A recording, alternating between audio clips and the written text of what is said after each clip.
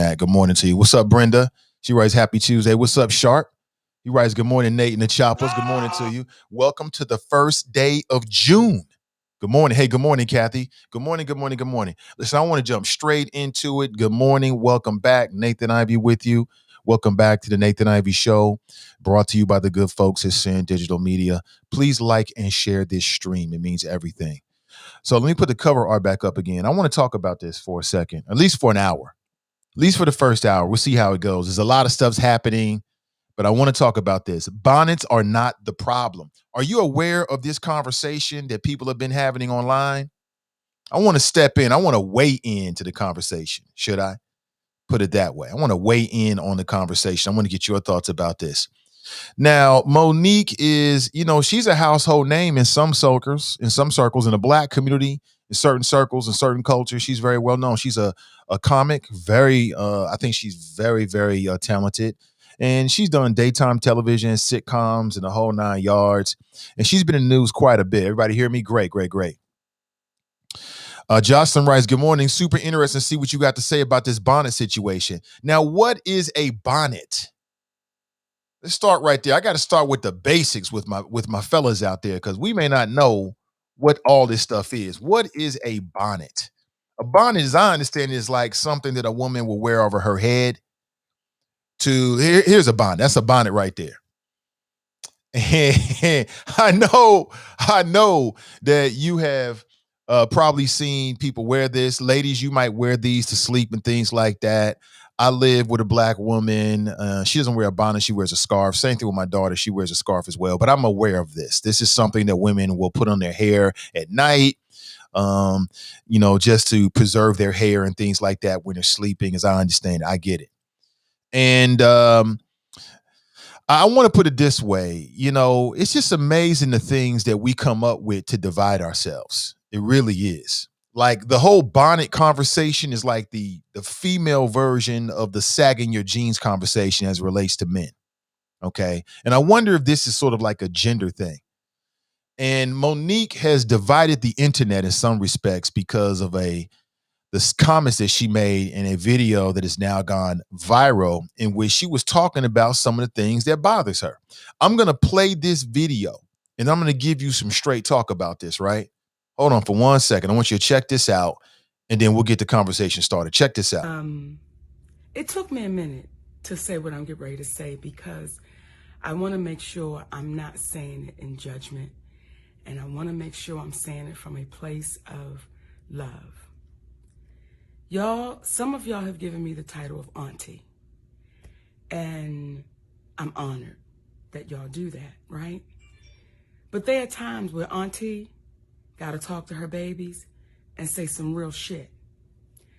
So yesterday, I was in the airport in Atlanta because I'm in Jackson, Mississippi now at Chuckles Comedy Club, right?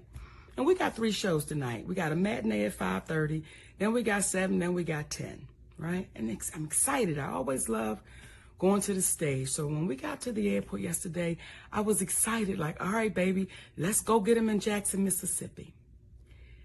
And as we began to walk through the airport, I saw so many, actually too many to count and too many for me to tap.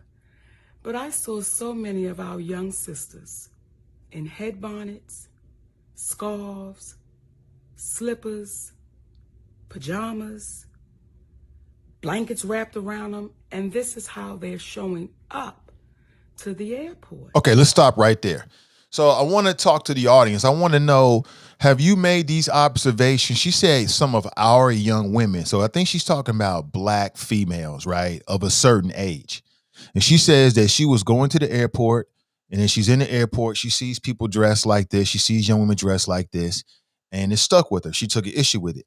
Have you ever observed this? Have you ever felt this way? How do you feel about what she just said? I'd like to know. Do you wear scarves and fluffy slippers and blankets out in public, or when you're going to the airport? Now, I think there's a difference between getting on a plane, like going to the airport, and then like just being out in public. Okay. Because when you get on a plane, A lot of people like to just feel comfortable as possible. Like you could die on that mofo. And a lot of people just like to feel as comfortable as possible because sometimes they want to sleep to the flight. That's how I look at it. Like I've been out, I've gotten on planes before, I've been to the airport, I've seen all of this. But I've never felt the way that she does. Let me finish what she has to say and I'll give you some flows on it. And I've been seeing it, not just at the airport. I've been seeing it at the store, at the mall. I've been seeing sisters showing up with these bonnets and headscarves and their slippers. And the question that I'm having to you, my sweet babies, when did we lose pride in representing ourselves? When did we step away of let me make sure I'm presentable when I leave my home? Let me make sure I'm representing the family I created so that if I'm out in the street, I look like I have pride in myself. And I'm not saying no full face of makeup. I'm not saying no full front lace frontal. I'm not saying none of that. All I'm saying is, could you please comb your hair? And if you don't want to comb your hair, they got enough shit out here now, baby, where you can style yourself up and look like you have pride. I'm not saying you don't have pride, but the representation that you're showing, someone would have to ask you to know that you had it. So my sweet babies, for the ones that do call me auntie, I love you for real. Even the ones that don't, I love y'all asses too. But the babies that say auntie to me, please listen to auntie. Always have pride in your representation of you. It's not to get a man. It is just your representation of you, my sweet babies. So I'm just giving y'all a warning. If I see you in the streets, in the airport, in the Walmart, and you got a bonnet on and you got slippers on and you looking like what the fuck, Aunt Nikki gonna tap you and say, hey, baby girl, show you what you worth. Show you what you deserve. So all of those posts that you see celebrities putting out there saying, hey, queen, hey, queen, hey, queen, well, can we start putting it into action? So I'm asking our wiser sisters, when we see our little babies out there looking like they just don't care, and I'm not saying y'all don't, it looks like it. Can we just tap them and say, baby girl, you deserve more than what you're showing. Represent you with pride, my babies. And that may be a part of us helping our community. Because if you look like you don't give a damn, how you gonna be treated? So, when I say, hey, queen, I can only say it to the sisters that it belongs to. Because a lot of us are still in queen training. So if you're in queen training, stop being fearful of taking your position. And queens don't walk around with bonnets and headscarves and slippers and pajamas. That's for the house. When you go outside, represent you, baby, like you are worthy and you deserve the title of Hey Queen. Aunt Nikki love y'all for real.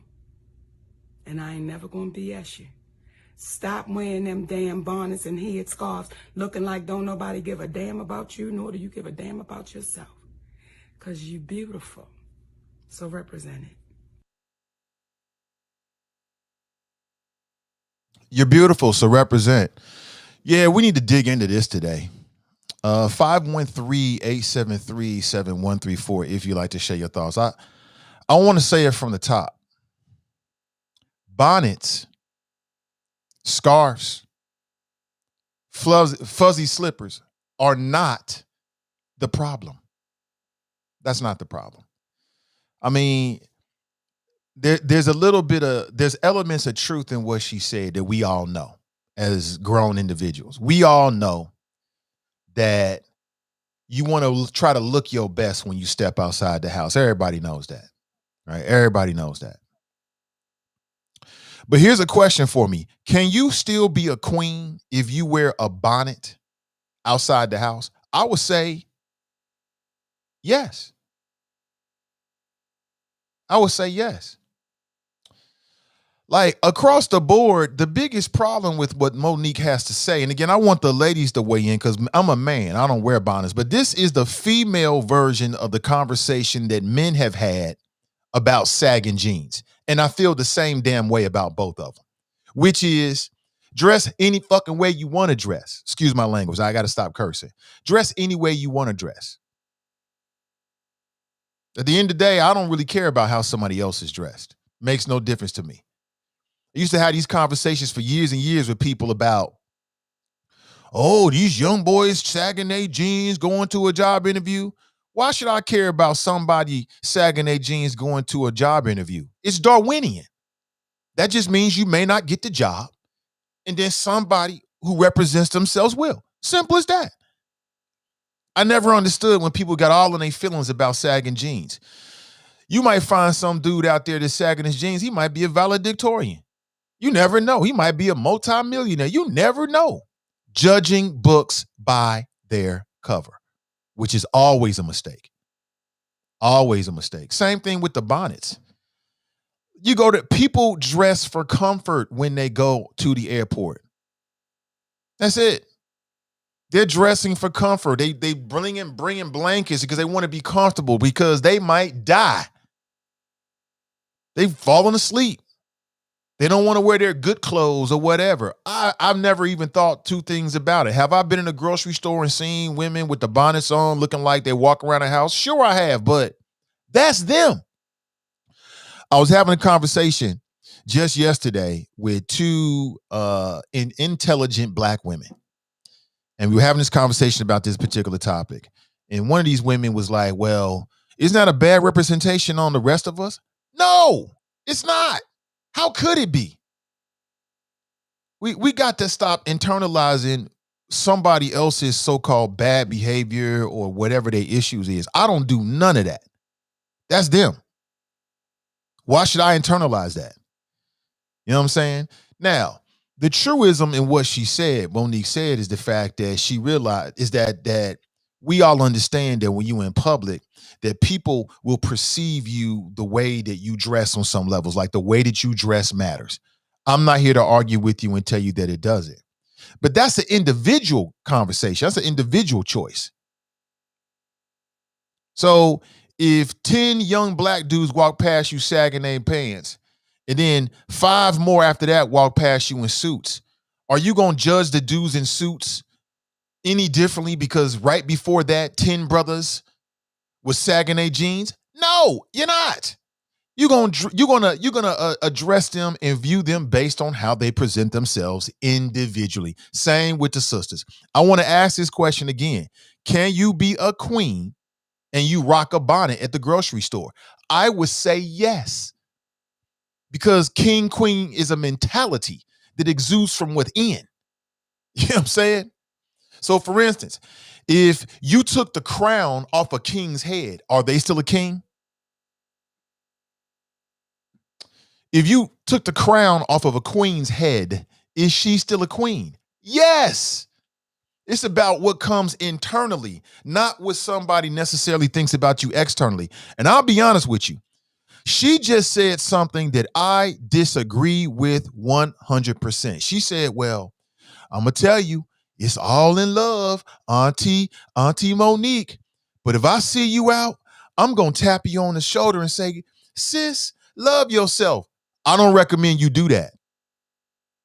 I don't recommend you do that. And she's being highly hypocritical. And I'm going to tell you why in a second. I don't recommend you do that. Now, if it's a member of your family, something like that, somebody you know, okay, great. A cousin in them, you know, your niece, something like that. Okay, I get it. But you just gonna walk up to strangers in the grocery store and like, sis, you ain't had no other clothes? You might be on World Star. Don't do that. Monique is trying to get you in some shit. Don't do that. Jocelyn writes, and you might get cursed out. You might get cursed out. That ain't none of your business to walk up to strangers and tell them what you think about what they're wearing. I'm having this conversation yesterday and I'm like, wait a minute. Does Monique have like a wardrobe fund or something like that? Because to me, just the way I conduct my life, If you're gonna be running around here telling people, women, how they supposed to dress, then you need to have a wardrobe fund. You need to have a stack or two that you can give to them, or maybe you got an account at whatever, whatever the woman's clothing store is, so they can go buy the clothes and you can purchase them for them. I'm just a big believer that if you ain't coming with this, then you need to close this. Who the hell does Monique think she is? She must be practicing a comedy routine or something, yo. She must. I get it. I get it. Sorry about that. I get it. She's practicing a comedy routine. None of your business. Some things are none of your business. Some things are none of your business. What somebody else is rocking is none of your business. It ain't none of your business, yo. It ain't none of your business. Call me back, Carl. I'll try to put you back on for sure. Like, I'm not a big fan of sagging jeans. I don't like it. I don't want to see somebody's underwear. I'm like, man, you look ignorant. But that's you. Your mama, your father, your uncle and them, your cousin and them should have taught you better. You'll learn or you won't. Oh, you want to wear some sagging jeans to the job interview? You go right ahead. We'll see if it happens for you. And then that process might teach you, because life can teach you things. If not, then so be it. If not, so be it. I just feel like Monique is being hypocritical and judging books by covers and being very superficial. Very superficial. You can rock a bonnet to the grocery store and still be a queen, because it's about how you look at yourself. That don't mean you lost pride. The hell is she talking about? Am I alone in this? Am I alone in this? There might be other ways to judge that, but somebody rocking sweatpants or something like that, that ain't it. That's just my opinion. Let me go straight to the phones. We got a call on the line. Hey, good morning. Welcome to the show. Hey, good morning, comrade. Hey, good morning to you. What's going on? Hey, not too much. Hey, I'm a 2 points. I think you're off base with Monique. There has to be a standard drawn for some of these ladies out here, especially with the guys. If you're a single guy out here, or you are dating, you see a bonnet on a lady. No, she's not a queen. Okay, she's a what's word I'm gonna use? I'm gonna be careful. She's not a queen. She is perhaps a playmate. Put it like that. A playmate? Monique told her, yeah, absolutely. That's it. That's it. No, they're not a queen. They're playmate out here wearing a bonnet. I never was cool with sagging jeans either, so I agree with you on that. Okay, I don't want to see nobody's behind either. But these bonnets, hell to the nah, bruh. Unacceptable. If my daughter was out here with a bonnet, I snatch it off her damn head. Wherever your hair looking like today, you ain't gonna be out here in public looking like that. All right, I wouldn't date a woman who would wear a bonnet in public. Those are playmates, not queens. So that's one. Number two, I want to say happy Juneteenth. You know they're going to raise the flag, right, for Juneteenth today, celebrating the end of slavery. Everybody. There's some people who still practice slavery. You know that, right? Where? In the Hamilton County Democratic Party. Let me explain, okay? Let me explain. Watch this. I'm going to tell you how it goes. Because, you got house Negroes, you got field Negroes, and you got the overseer, okay? The field Negroes are people like Wendell Young and Tamaya Denora, whose name will change today, who's going to prison, and her name will be whatever inmate number they issue her. They do all the heavy lifting in the black community for the Democratic Party to get black folks to vote for them. The House Negroes are Gwen McFarland and Jan Michelle Lemon Kearney. They direct traffic, okay? They go out here and tell the field Negroes what to do. They live in a house with the overseer, P.G. Sittenfield. Okay, Gwen McFarland's the chair of the Democratic Party. She reports to P.G. Sittenfield because he got the most money in this. So she's going to do whatever he tells her to do. Jan Michelle Lemon Kearney was appointed by P.G. Sittenfield. She owes her political career to P.G. Sittenfield. Okay? These are house queens. These are house Negroes who report to P.G. Sittenfield, the overseer. That's why Gwen McFarland and Jan Michelle can get out here and cut Wendell Young. And this is why Tamaya Denard had to quit, so that he can get that seat. P.G. Sittenfield can get that seat to Jan Michelle. Okay? This is what's going on. Everybody ain't stopped practicing slavery, y'all.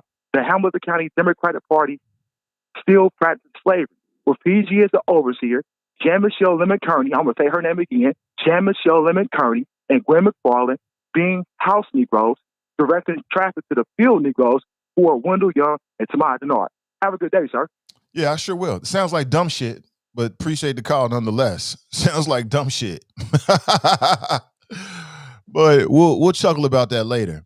To your first point, because that's where I'm at with the conversation right now. He says that you can't be a queen if you got a bonnet on. I disagree with it. I disagree with Monique, and I disagree with that brother 100%. Don't let Monique tell you that you have to subscribe to her standard in order to be somebody. It works like this. Okay, Monique, we looking at aesthetics. Somebody could easily look at Monique and say, well, when do we lose pride in ourselves? Why don't you go work out? You're a little bit big. Where's your pride at? Why aren't you working out? See how that worked? I didn't say it. So it's real easy to talk about some fucking bonnets. Like that really means something. But what about making sure you're physically fit and healthy? Good body goals. Is that an example of pride? Like how far you want to take this? How deep you want to get with these critiques? Like you can have somebody that don't wear a bonnet, wearing the most expensive robes or whatever, but maybe they haven't reached their body goals. Does that mean they don't have pride in themselves? Does that mean they're less royalty? You tell me. 513-873-7134. I'm like, wait, Monique, what are you saying, sis? This shit don't make no sense. And I hear her, maybe she's trying to come from a positive place, but it's just so, we just so hypocritical as humans. Like, you want to talk about this, but you don't want to talk about that. What's more of an example of showing pride for yourself? Making sure you physically fit, making sure you got a healthy body, or not wearing a bonnet? Which is really more important? You tell me. So like I said, don't let Monique or anybody else tell you that because you wearing slippers or whatever, that you're less than a person. Maybe that's what you wanted to wear that day. Hell, there's people out there that feel that way about like sneakers, right?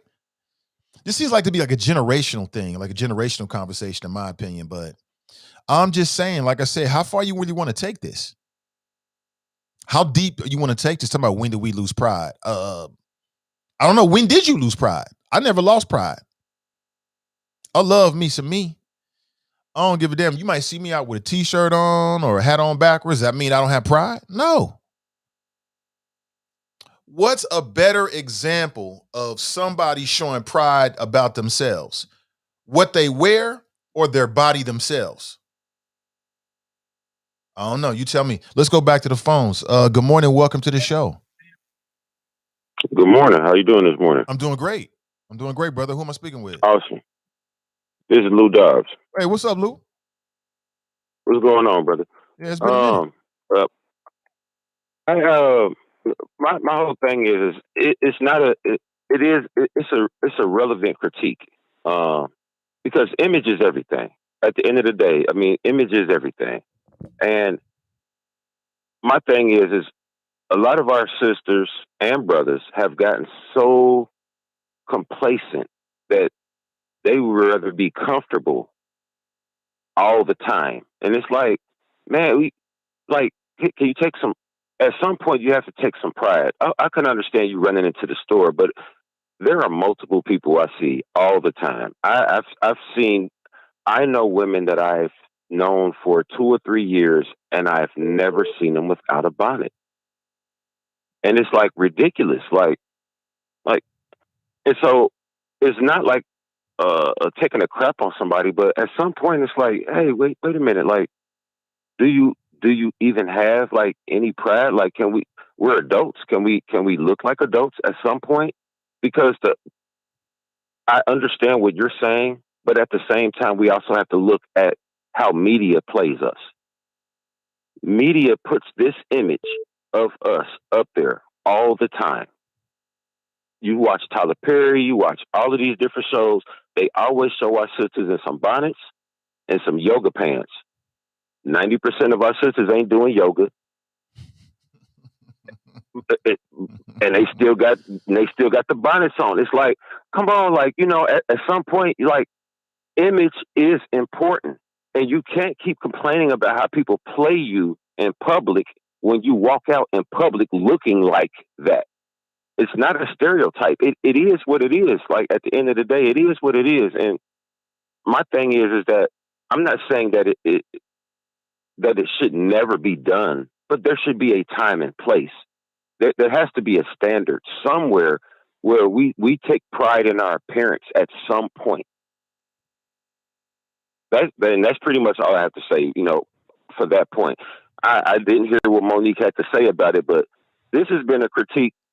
Go to barbershops and you hear brothers talk at the barbershop. We tired of seeing that. We tired of seeing that. When we see brothers walking around with these little tight, little skinny pants on, these brothers walking around with yoga pants and sagging, bruh, you got to pull that up, bruh. Look, bruh, don't nobody want to see that. You know, and we talk to the brothers, but you can't say nothing to the sisters, because the moment you say something, then you like shaming or some degrading type of scale. But it's like, come on, sisters, like, y'all want better outcomes? Like, look, do something to get a better outcome. Sometimes the appearance matters more than people give it credit. All right, Lou, thanks for the call, man. No problem, my brother. Yep, appreciate you. I got to be honest with you. I hear everything he's saying. I feel differently. I think I'm more important. I care more about my self-image than anybody else's image, what they think about me every day of the week. And bonnets are not the problem. Sagging jeans are not the problem. The real problem is the stuff that we use in our community to divide us, this superficial shit that really don't matter. It really don't matter. And maybe it's a generational thing. But I want to try to get to the bottom of it right here, right now, this morning. So if you missed what Monique had to say, she basically posted a video maybe a couple of days back, maybe a little bit more than that, in which she was sharing her critique about seeing a lot of young sisters not dressed up to her personal standard. And my question is why should you give a damn about somebody else's personal standard? Like, tell me why I should care about how someone else is dressed. Tell me why I should care about that. And Lou's like, well, look at the media. They portraying us a certain way. And I mean, you talking about white folks? Like, who's concerned about that? I ain't. Why should I be concerned about that? So Monique, in her video, she also said that, look, don't be surprised if I tap you on the shoulder and say, look, sis, you a queen. Let everybody see your crown. And what I would say is, you don't have to have a crown on your head to actually be a king or a queen. It comes from within, not from without. It's internal, not external. I've been out before and I've seen young women with bonnets on in the grocery store. I just felt like they was comfortable. That's how they wanted to come to the store. Like, how do we do this? Like, there's some people who say you shouldn't wear t-shirts. Some people say you should always have your shirt tucked in. Some people say you shouldn't wear sneakers. You should only wear, casual shoes. Some people say you shouldn't wear jeans. I mean, it's just an individual's perception. And why should I care about somebody else's perception of me? I just don't understand why. Why would I care? Why should these young ladies care about what Monique thinks? And then she says, when do we lose pride? I'm like, so how are we judging pride these days? We judging pride by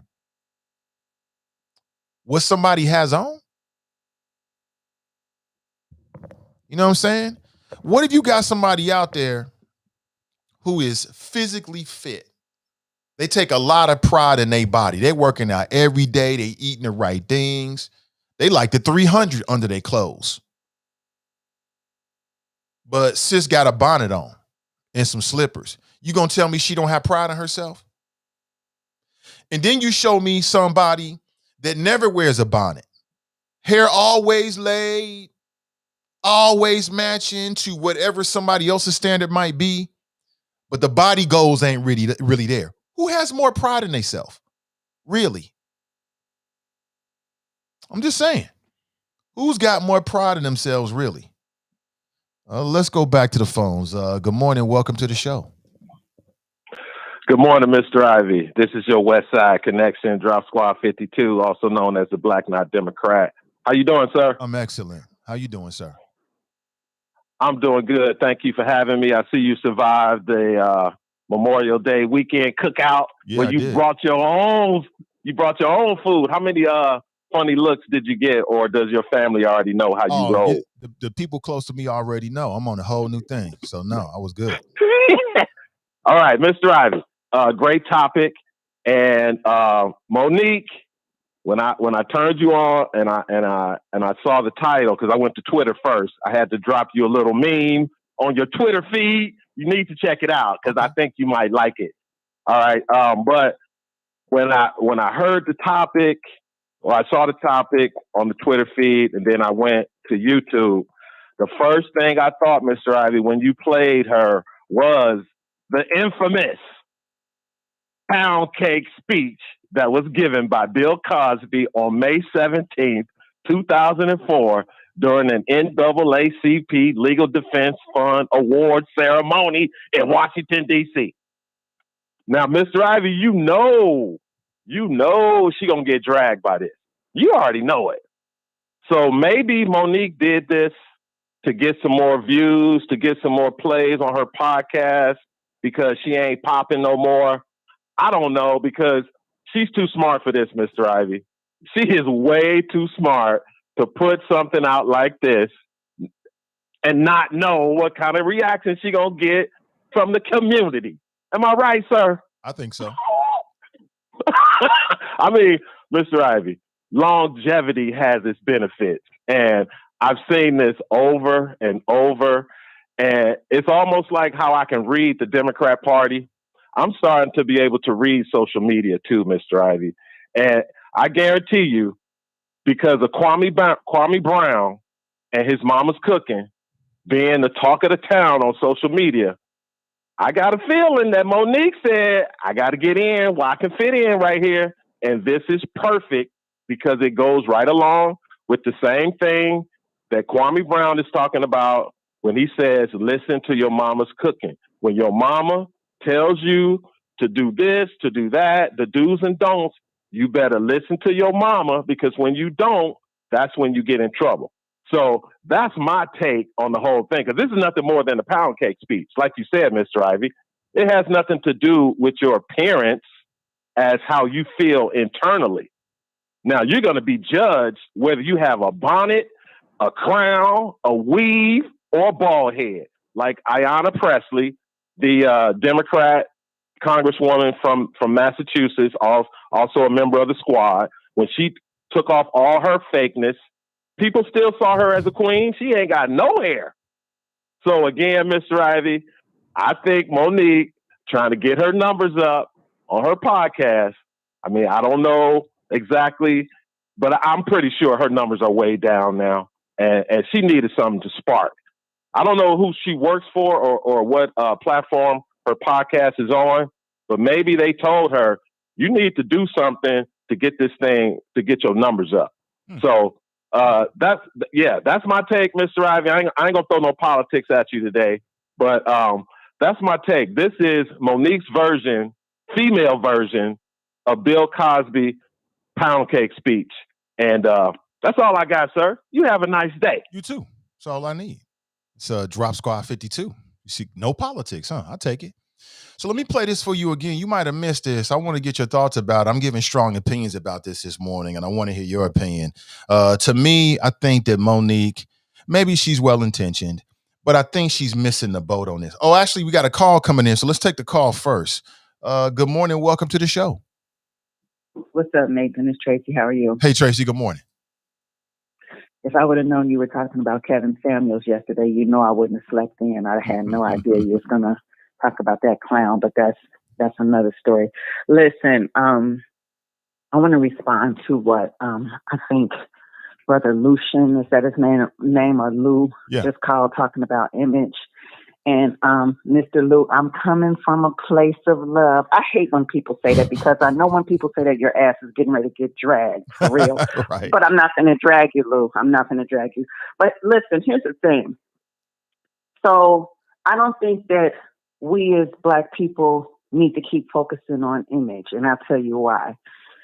It's because it's the reason why young girls sit on the internet, on social media all day and dream that they can be a Kardashian or look like a Kardashian or look like whoever they admire in the moment. It's the reason why Snoop Dogg's daughter has tried to commit suicide twice, because she's looking at these girls on the internet and she feels she's ugly and she wonders why she doesn't look like her brothers. We need to stop getting so caught up in image, and we need to stop caring what white people think. And I think that's the main reason why Monique brought this message, is because she's walking through the airport and she sees her quote unquote babies and she's embarrassed because naturally they're probably walking past white folks, and she cares about what white folks think about us. Bottom line, I really believe that's what it is. And I just think that we need to quit being so caught up in that. You can be a queen because you said you're a queen. It doesn't matter what you look like. You could look like the bottom of somebody's shoe and get up in the morning and say, I am a queen, and boom, there it is, you are. So, I just think that we need to take all of the imagery and image out of it, quit looking at social media, and quit thinking that so-and-so sets the standards for the day. You set your own standard. Now, I'm not going to be, fake about it. Sometimes when I'm in Kroger and I see somebody walking through with pajamas on, like I don't roll my eyes to the top of my head, I do. But I'm not going to go up to nobody and tell them how they should look. Can you imagine if I walked up to Monique in the airport 20 years ago when she was over 300 pounds and I walked up to her and I said, sis, you one hamburger away from a heart attack. She would have let my ass have it. But that's not my business. So what I try to do is mind my business. I tell you what offends me more than somebody walking around in a bonnet and some fuzzy slippers. What offends me more is young girls who might be walking through or walking past me through Kroger or something, and they're dropping F-bombs and they're calling each other bees. Now that'll make me stop somebody and say, hey, come on now.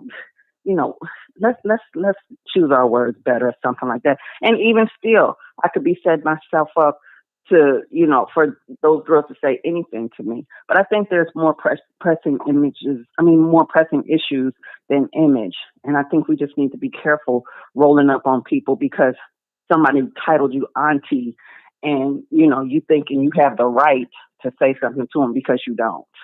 And that's my 2 cents. Appreciate the call. Racker. Great call. She stole my thunder. I was going to make the same point. Monique used to be she had a little bit more weight on her. And what if somebody would have tapped her on the shoulder and said, hey, sis, don't you care about yourself?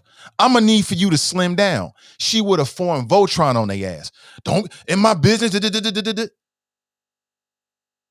I'm just saying, you tell me, what's a more accurate example of somebody showing pride? Making sure they physically fit, they're working out, they're keeping and maintaining a good body weight, good body image, healthy body, or because they got a whole bunch of expensive clothes on? You tell me, because I already know the answer. Monique is out of bounds. She out of bounds on this. She off code on this, because I think Tracy hit it perfectly. She's caught up with what white people think or somebody else. She walked to the airport, with $2,000 worth of clothes on, going on to her next comedy thing and looking down, judging like she's better than somebody else because they had a bonnet on. And I don't believe that. I don't believe that at all. You ain't no better. You ain't no worse. It's just clothes. Now, do clothes matter? Of course it does. Depending on the scenario, yeah, of course it does. But she talking about she walking through the airport, yo. People dress for comfort. They dress for comfort. They might be planning on going to sleep. They might have a long flight. A lot of people have anxiety about getting on airplanes. So they might take a little something so they can go to sleep. They want to sleep through all of it. And they dress for sleeping. I'm just saying. I just feel like Monique was out of bounds. Talking about where is the pride? Now, there might be other scenarios or issues or things in which she can ask that question that might be more accurate. But because somebody got a bonnet on or a scarf or they got, a Spider-Man pajamas on, and so what? They dressing for comfort. There's nothing wrong with dressing for comfort. And nobody in the world can tell me that if you wear a bonnet, that means you're less of a queen. That is bull, you know what. That's bull, you know what. That is not accurate. Judging books by its cover is a great way to get surprised. Same thing with the sagging jeans. There's some dudes out here sagging their jeans, but they business taken care of. So what's more important?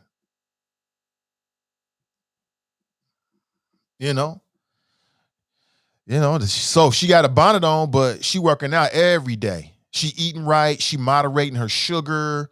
She making sure she getting her cardiovascular in every day. So she love herself. Her body is on point, but she got a bonnet on. That means she's less and has less pride. I don't believe it.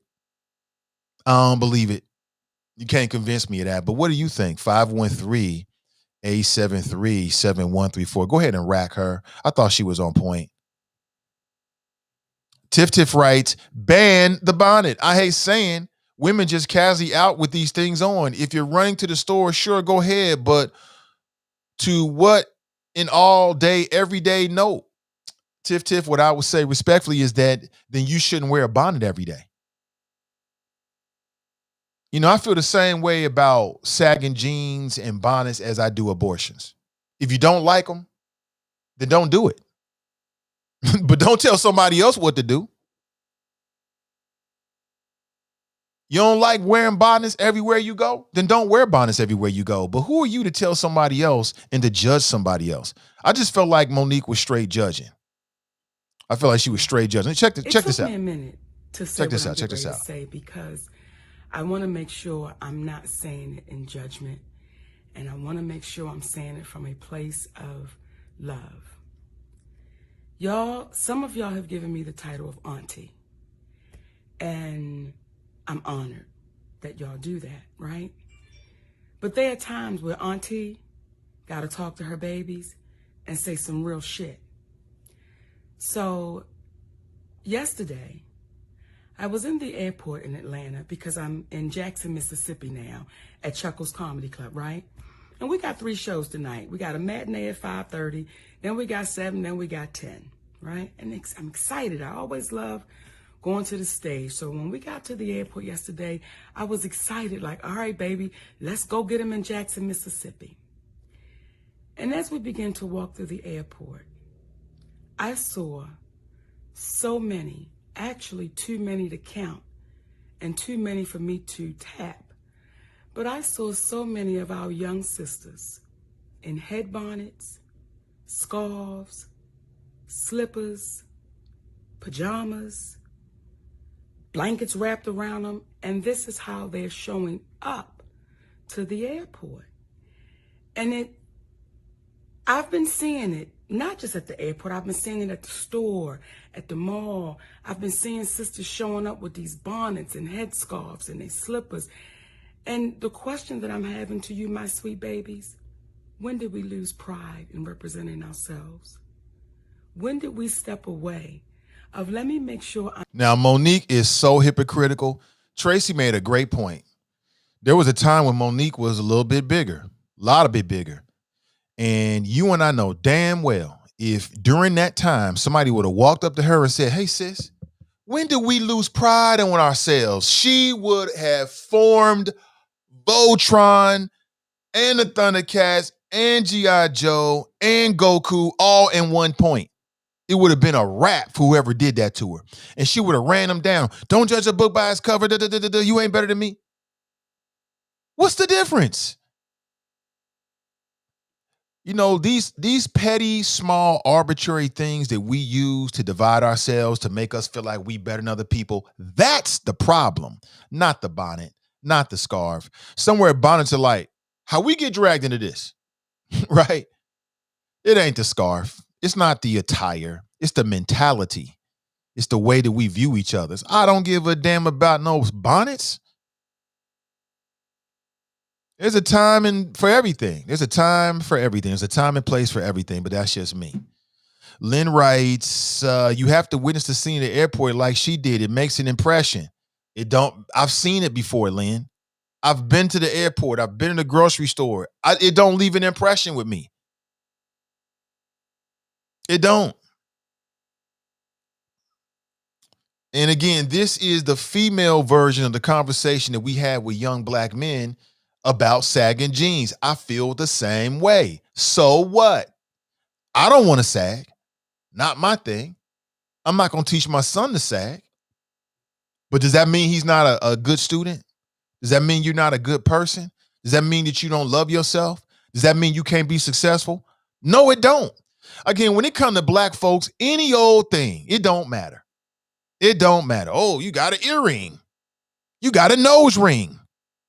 You got locks. Oh, why you got locks? Oh, locks. You got a bonnet on. When we gonna stop doing this to each other? When we gonna stop doing this shit to each other, to one another? Oh, he's got a ring on. Oh, he's got an anklet on. Oh, you got tattoos. I mean, what next? And it's all hypocritical. It's all in the eyes of the beholder.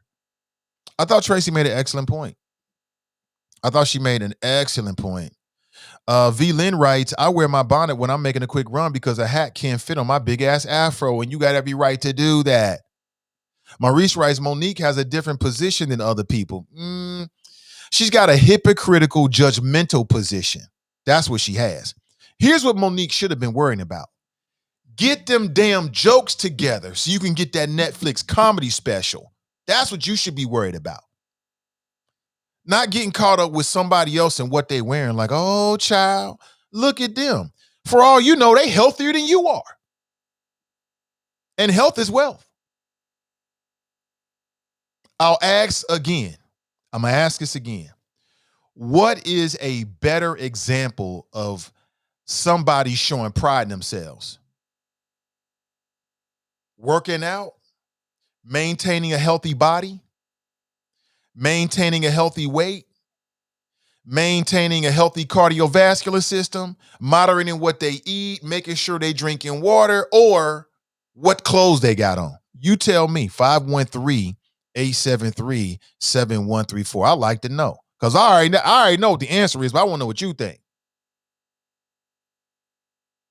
I want to know what you think. You tell me. You tell me. What is a better example of showing personal pride and self-esteem?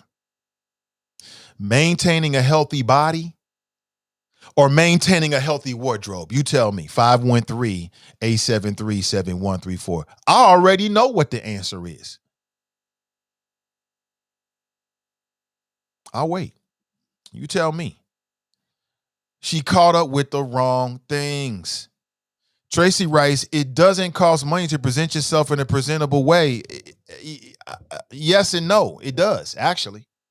Depends. It costs money to make sure your hair is together unless you're doing it yourself. And with Monique's thinking, she's saying you got to be what? You got to have a 3-piece suit on, or you got to have some Jordans or some Air Max on and some, I don't know what the latest fashionable jeans are right now. What exactly? So if you take the bonnet off, that shows that somebody cares about themselves more than when they put the bonnet on. Don't women wear a bonnet because their hair may not be together and they just don't really want to present that? Isn't that like the whole point of it? I don't get it. Maurice writes, I understand the comfort part, but to that every day. Deaf Fear Moments writes, good morning, all. Dee writes, nurse, sir, you can't. Lucian writes, yes. Diario writes, Monique needs to sit her ass down and shut F up on this one. Black folks got bigger issues than what black women are wearing. I would agree. But I think since she brought it up, there are some interesting elements in this conversation that are relevant that we should talk about. And we're having a conversation right now. Bonnets are not the problem. Scarves, slippers, sweatpants, sagging jeans, That ain't the problem. The real problem is the small little stuff that we just dredge up and dig up to divide ourselves, to make ourselves feel like we better than the next man, right? I'm up here, they're down there because I'm not wearing a bonnet. I took the time to do my hair before I went to the airport. You're Monique. You should, I guess. I don't know. You tell me. Jacqueline writes, king and queen of what? We are all hypocrites in times when you know better, you do better. Lynn writes, if that's what you think, then why have elders? Life won't teach you anything if we don't listen to those that have gone before us. Sarah writes, Grand Risings family. Terry writes, if someone doesn't teach you, how can you learn? You should want to represent yourself well while in public. Okay, so teach what? Like I said, I'm going to ask this question again. What is a better example? Hold on one second. You headed out? What's a better example of showing pride and self-esteem? A healthy body or a healthy wardrobe? You tell me. You tell me. See, if we're going to have this conversation, I want to have a conversation. I'm going to drag everybody into it. Let's have a conversation. What is a better example of showing pride and self-esteem? A healthy body or a healthy wardrobe? Who loves themselves more? Let's take it all the way there. The person with the healthy body or the person with the healthy wardrobe? Like Tracy said, she made an excellent point that we cannot shy away from. There was a time when Monique she had a few more pounds on her. More than a few. Was she less of a queen? Was she more of a queen because maybe at that time of her life, she had her wardrobe on and she wasn't wearing a bonnet?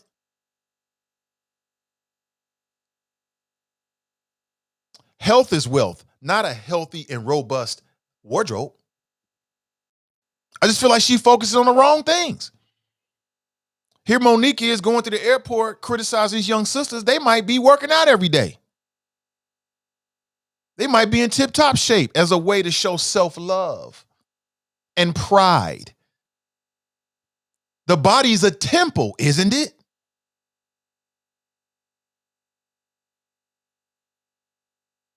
What's more godly? Feeding your body right or making sure you feeding your wardrobe right? You tell me. I already know the answer, but I want to hear what you think about it.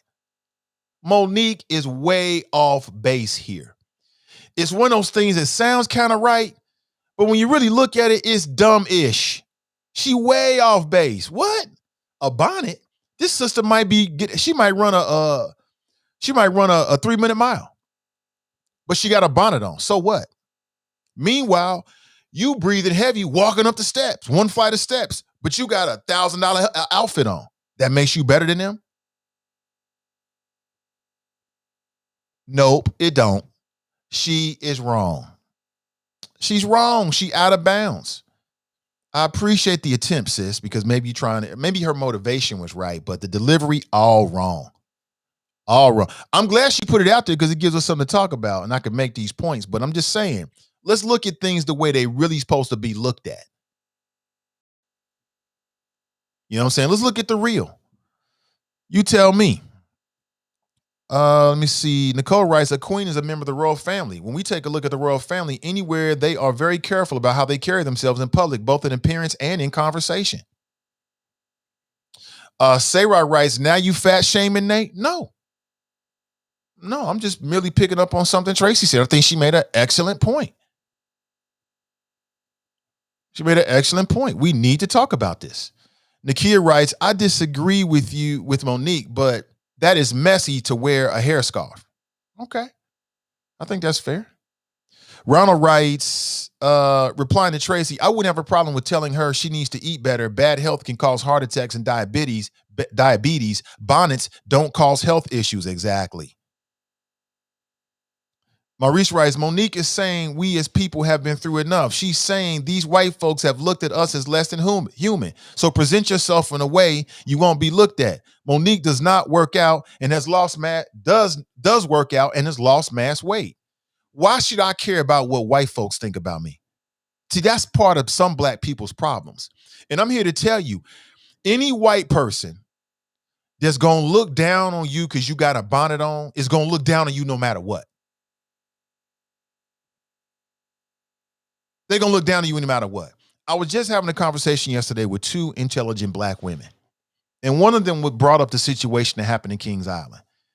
And she was making the point that, so what are people supposed to think the next time a bunch of like black teenagers go out there? Aren't they going to look down on them because there was a fight? And my thing about this is real clear.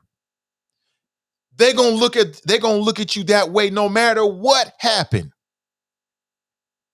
Just 2 days ago, we was talking about the 100-year, anniversary, for lack of a better term, of what happened in Tulsa. That didn't happen because of no damn bonnets.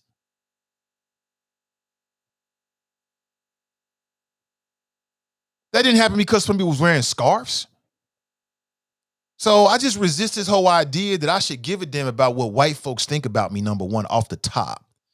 But number two, aren't we intelligent enough to know that a racist is going to be a racist no matter what you say, do, wear, whatever? It is what it is. Man, listen, there's stories out there of black folks that get denied getting access to take money out of their bank account, dressed up, going to business, dressed up in business attire at the bank, but the bank teller gets suspicious and doesn't want to give them their money out of their account. They weren't sagging jeans. They weren't wearing bonnets. So miss me with that. That's the least of our worries. That's the last thing in the world she'd be worrying about is what white folks think about you. That's foolhardy. Because a race is going to be a racist no matter what. It don't matter what you got on. It don't matter. Who's out here trying to appease that? Not me. Not me.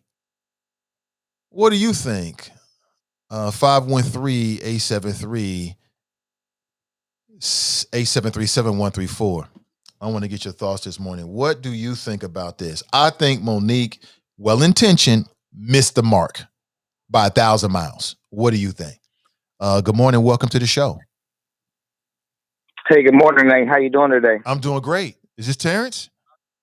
Absolutely. This is brother Terrence Gresham. How you doing? I'm doing great. Welcome. Hey, thank you for having me on your show. I just wanted to give you a phone call, let you and your listeners know that after having consultations with a few of my core supporters, my financial supporters from my previous run, my family and friends, that I've decided to run for city council as an independent this year. A lot of people have expressed displeasure, obviously with the rampant corruption that's been going on, the nature of politics, and I feel like we need to elevate that. One of the things, and I know that you and your listeners understand that I speak to all the time, is that, we have to speak truth to power about what it is that's going on, and we have to get involved, or, the involved are going to take advantage of us. We have to step up to the plate, and at some point in time, we have to realize that collectively, it's us that have the authority to decide what type of Cincinnati we want to look forward to. Being in the military, we work with people that were, from Trump supporters to staunch Obama supporters. I do the nonpartisan work with Frank LaRose as a diversity empowerment council. We worked on free and fair elections. I've devoted time to working with Amplify for Souls to the Polls, making sure people that can have access to voting can vote. So we're at a time to where we're watching what's going on, and at some point in time, we have to stand up and step out there and say, "Hey, we need to do something different here." So I wanted to call and always thank you for the support and motivation that you've given me throughout the time you have been on this show. You've always been able to be a fair arbiter of what I'm speaking to, even if we didn't necessarily disagree. But we've always been able to have a fair discussion, and that's part of the thing that we need to have is be a participant in the debate. So I want to, just want to call, let you know, made a short announcement in the friends group. So, hey, I want to thank you for the time and keep doing what you're doing, man, because you're providing a platform that inspires people beyond maybe what you know. So, thank you. Oh, thank you for the update, man. I appreciate it. And I wish you the best. I appreciate it. Thank you. Yeah. Bye-bye. That's interesting news right there. Like I speak my mind. I don't make any endorsements. And I'm gonna circle back around and talk to Brother Terrence as well. Everybody get the same treatment. It's a briar patch. But when he was running for the 33rd district, remember that? I was in the room with the NAACP and I felt the energy. I'm very good at reading. It's the Virgo in me. I'm very good at reading situations and people and scenarios. And there was a lot of good vibes surrounding that, brother. So that's very, very interesting. Very interesting. Like this city council race, man, it's shaping up to be everything that we thought it was going to be. It's going to be very interesting. Very interesting. And he said he's running as an independent. I think there's place for independents or an independent. I'll say independents to run. I really do. Because, with the so-called corruption scandal, and we'll talk about tonight, Denard, she's supposed to report to prison today. I'm not happy about it. My heart is heavy. I'll be honest with you. I'm not happy about it one bit. My heart is very heavy about that, sister, because I'm just very heavy. My heart is very heavy. I'll get into that when we get to that conversation. But I think there is a place for independence in this race. It depends on how they run it. I think that with the so-called corruption scandals, that people might step away from the Democrat Party and the Republican Party as well because they have members of their party that were caught up with it. And I think there's a place for an independent to make their place for them. And as I look at the proposed endorsements, there's definitely some open doors there, most definitely. So that'll be interesting. Very interesting. But let's get back to this. 513-873-7134. Kathy writes, no bonnet, Nate. No bonnets, Nate. I'm with you on that. Okay. Sean writes, being fat and out of shape is much more problematic than attire. Fat carries toxins and leads to an inflamed body. Inflammation leads to disease. Disease leads to untimely death. There's some elements of what he said is completely right. Dale writes, Monique is an entertainer, not to diminish her contributions, but why do we take social cues from entertainers? Nate, you scratched the surface in something real deep. TNT writes, pride in your appearance matter. Right. And the core of your appearance is your body, not your clothes. See, we so superficial that we're man, I'm gonna be telling you, we humans, man, we are living in the last days. We are living at a time in which humans have been taught to believe, Americans have been taught to believe that everything we think we want, we supposed to have. I think it's the post-Oprahfication of America, because Oprah taught us to figure out who you are and figure out what you want and validate everything you feel, and that could never be right. So two things are happening here. We're superficial to the point where we think clothes matter more than body. And we've never been more narcissistic, so we feel like we should be able to eat and do whatever we want to do to our bodies. And as long as we got the superficial attire on, that's okay. And that makes no sense. But let me go back to the phones. Again, your phone calls are my priority. Good morning. Welcome to the show. Hey, Nate. Good morning. It's Cass. Hey, Cass. Good morning. How are you? Good morning. Good. I hope you had a good holiday weekend. So I'm calling because I feel a little bit on the fence. Like I can see both sides of this. I kind of agree with what Monique's saying in a sense of it does kind of matter what people think about us, right? Because, we go out and they're the ones who are hiring and firing us from these jobs and, putting up these signs that they want to take us into their business and things like that because of how we look and how we present ourselves. But at the same time, why do we keep caring what people think about us? I mean, I know they make these decisions, but when do we get to the point where we stop vying for a seat at their table and create our own? Like you said, we dress for comfort. When we go to the airport, if we're going to be sleeping for 9, 12 hours on the plane, we want to be comfortable. We wear our hair in a certain way to where we don't want to mess it up. We can't sleep without a bonnet. If we're going to be asleep, we want to be comfortable. Airplanes are cold. We just want to be comfortable. So I get what she's saying, but at the same time, it's also a little hypocritical, like you said, because again, at one point she was a bigger girl. She wasn't that healthy. I'm sure when she was traveling, she dressed for comfort. She didn't always dress up and look her best on the plane. So when are we going to stop vying for us to get their table and just create our own? Because at the end of the day, it shouldn't matter if we go into an airport with our bonnet on, we go into these business meetings, we're presenting ourselves and handling our business.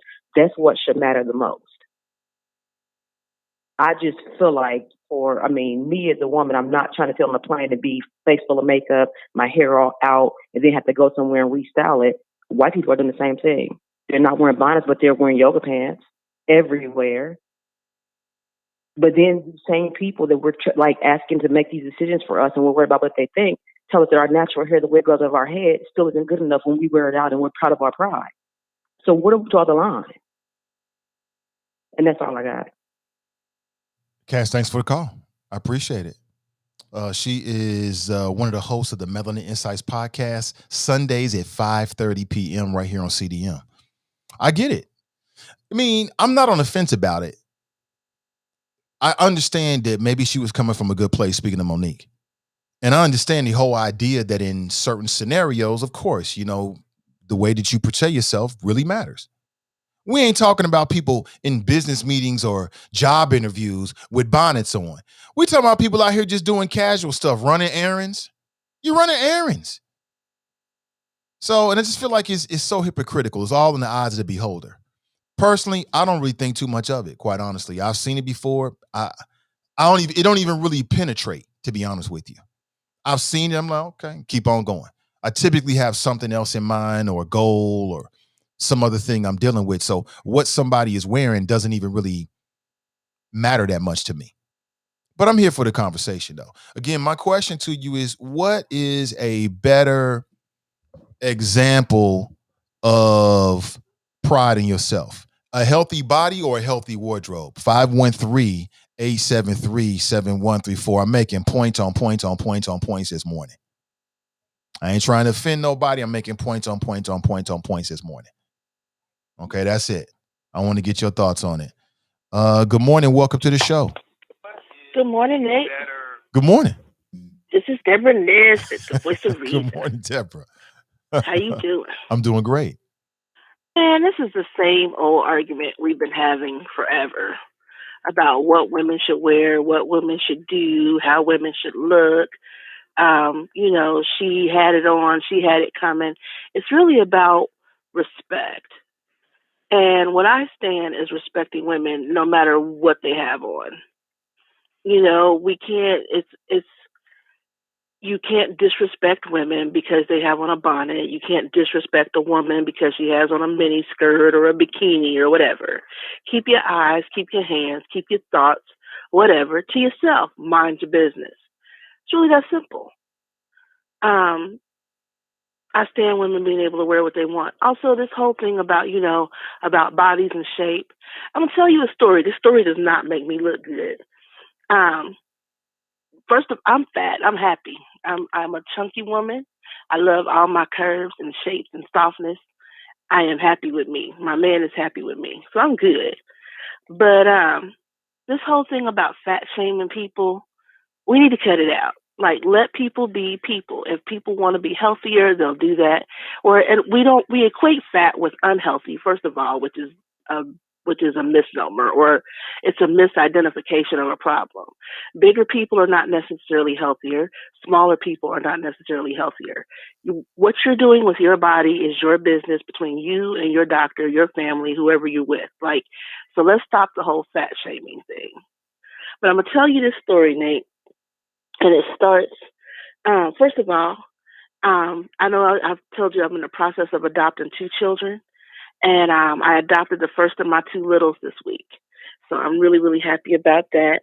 And we decided, since we're all vaccinated now, we decided, except for the little kids, but we threw them in masks and temperature risk, we all decided to go out to eat. And my mom is handicapped. We have a handicap van. So, but when we got to Perkins always got a bunch of old people eating there. And all the handicap spots were taken. So I let her and the kids out, and I pulled up into a space next to a handicap space. And I know how hard it is getting in and out of a handicap van. So I pulled over to the left of the parking space. This younger man gets up and pulls in right next to my car and blocks me in. Now, I just told you I'm fat, so I can't squeeze out of the car. He didn't even leave enough space really for a skinny person. He just pulled up. I said, hey, I beeped at him, waved him back over. I said, hey, brother man, I can't get out the car. You pulled over too left to the parking space. You need to move over. I'm like, yeah, but I have a reason. I don't want to hear that. I'm doing DoorDash. I'm going in to get this order. And he left. And I told you this story does not make me look good. So I pulled the car over as much as I could, and then I noticed he left his keys in the ignition. So I took the keys and threw them in the grass. Now, this, like I said, the story makes me look really, really petty, and it was. It was not kind at all. But basically what he did was fat shame me. Like, you're too fat. You shouldn't have done this. Get out of the car. So he calls the police, and I'm like, okay, whatever. I'm sitting there eating breakfast. And the police come, and I kindly walk outside. And they're like, well, ma'am, why did you do this? And I told them the story. And they look at him and go, why didn't you just let her out of the car? Like, it's like kindness matters. Respect matters. Like, I'm an older lady now. I got all gray hair. I'm a big woman. Like, why couldn't he just been kind and do that? But no, he was in a hurry. He had to do what he had to do. And the cops decided two wrongs don't make a right. I shouldn't have been petty, but they understood. And they understood, like, he could have been more respectful. It's not that hard. So what I stand is respecting women. What I stand is respecting our choices, regardless of what they are, even if you don't agree. And yes, women have a hard time protecting their hair, like the previous caller said, on a flight. It's not easy, taking care of our hair, doing what we need to do. We don't know where they were going. Were they going to a wedding? Did they just want to be comfortable? Whatever. That's their choice. That's their business. So respect women, respect our choices, respect each other, be kind. Sometimes don't escalate things, let it go. I could have let it go, but I didn't. And I don't know, I'll do better in the future. And I'm using that as a teaching lesson for my kids right now. Like, okay, mommy could have done better. Like, they don't even know what happened because they weren't even privy to it because they were in the restaurant. But I told them what happened because they have their little squabbles. And I'm like, you know what? Mom's not perfect either. Sometimes we need to let things go. This is something we need to let go. And that's my sermon for today. I'll see you out here on these internets. All right. Thank you. That's Deborah Nesbitt. She said she took the keys and threw. Part of me is not mad at her, actually. I ain't mad about that. What do you think? 513-873-7134. Erica writes, I was raised differently. My grandmother would have knocked my head off if I went out with a bonnet on my head. Okay, so the VP, teachers, etc. start looking like that so no one would care? Well, see, the thing about that, Erica, I think there's a time and place for everything. Monique's critique was about women that says y'all here just running errands and just living their life. Now, I got another video to show you. This video is from Tammy Roman, I'm still mad at Tammy Roman for what she did to David on The Real World New York many years ago. This started the whole thing in reality television. Remember that? I don't know what David was doing. I think he was trying to take her robe off, and then she took his Timberlands and put them in the trash and got him kicked out the house. Remember that? Still mad at you, Tammy Roman. But she's gone on to bigger and better things, and she has started something called the Bonnet Chronicles. So she said that when all this stuff went down with Monique, people started to tag her because they wanted to get her opinion. Like, well, you do the Bonnet Chronicles, and she's talking about women that wear bonnets. So what you think, sis? And I want to just play just a little bit of what she had to say. Now, hopefully this won't get me copyright banned or striked or something. You never know with these folks on these media platforms these days. But I think it's important for the conversation. So check this out.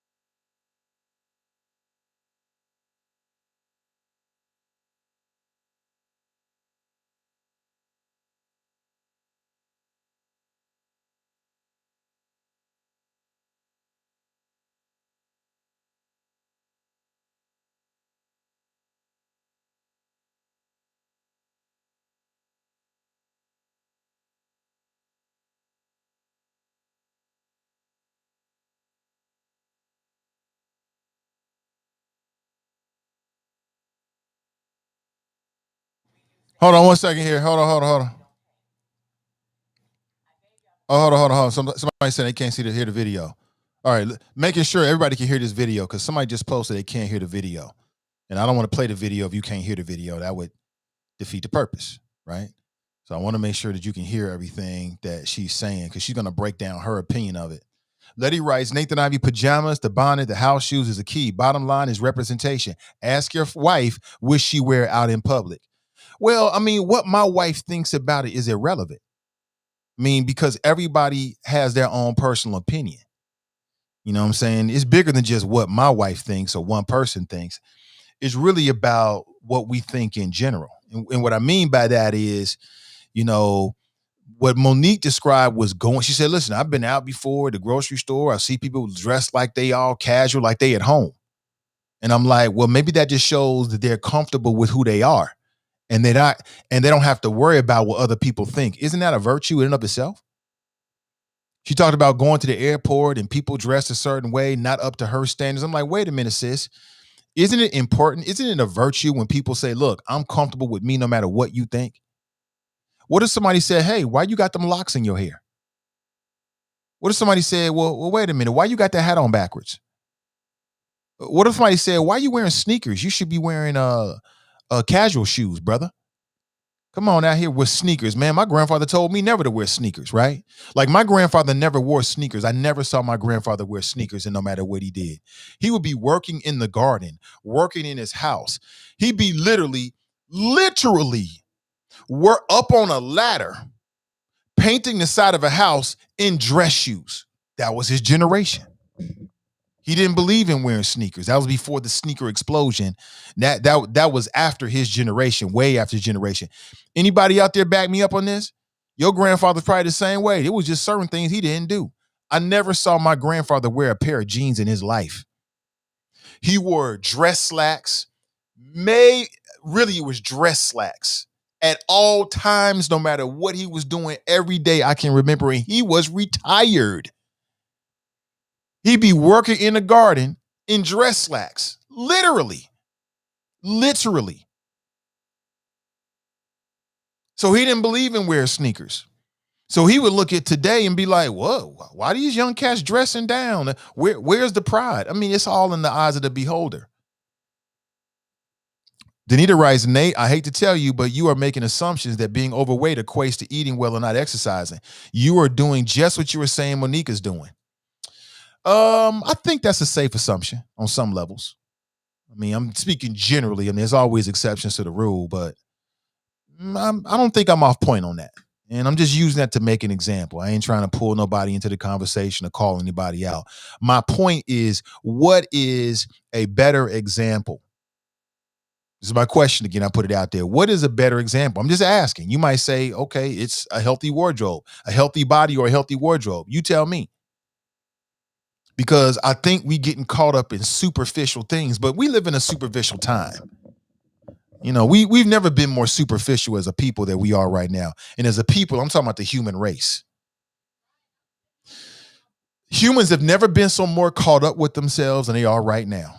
Everybody is an influencer. Everybody is a star via social media. We have never been more narcissistic, and we've never been more selfish as we are right now as a race. As a human race. We've never been more superficial as we are right now. It's the truth. As a race, generally speaking, people feel like whatever they desire should be met. And meeting the desire is the virtue above all other things, right? That's the Oprahfication of America in a post-Oprah Winfrey show world. That's what we got from Oprah. Oprah taught us to figure out who you are, find out what you want, and then no matter what you have to do to go get what you want, if you get it, that's the virtue.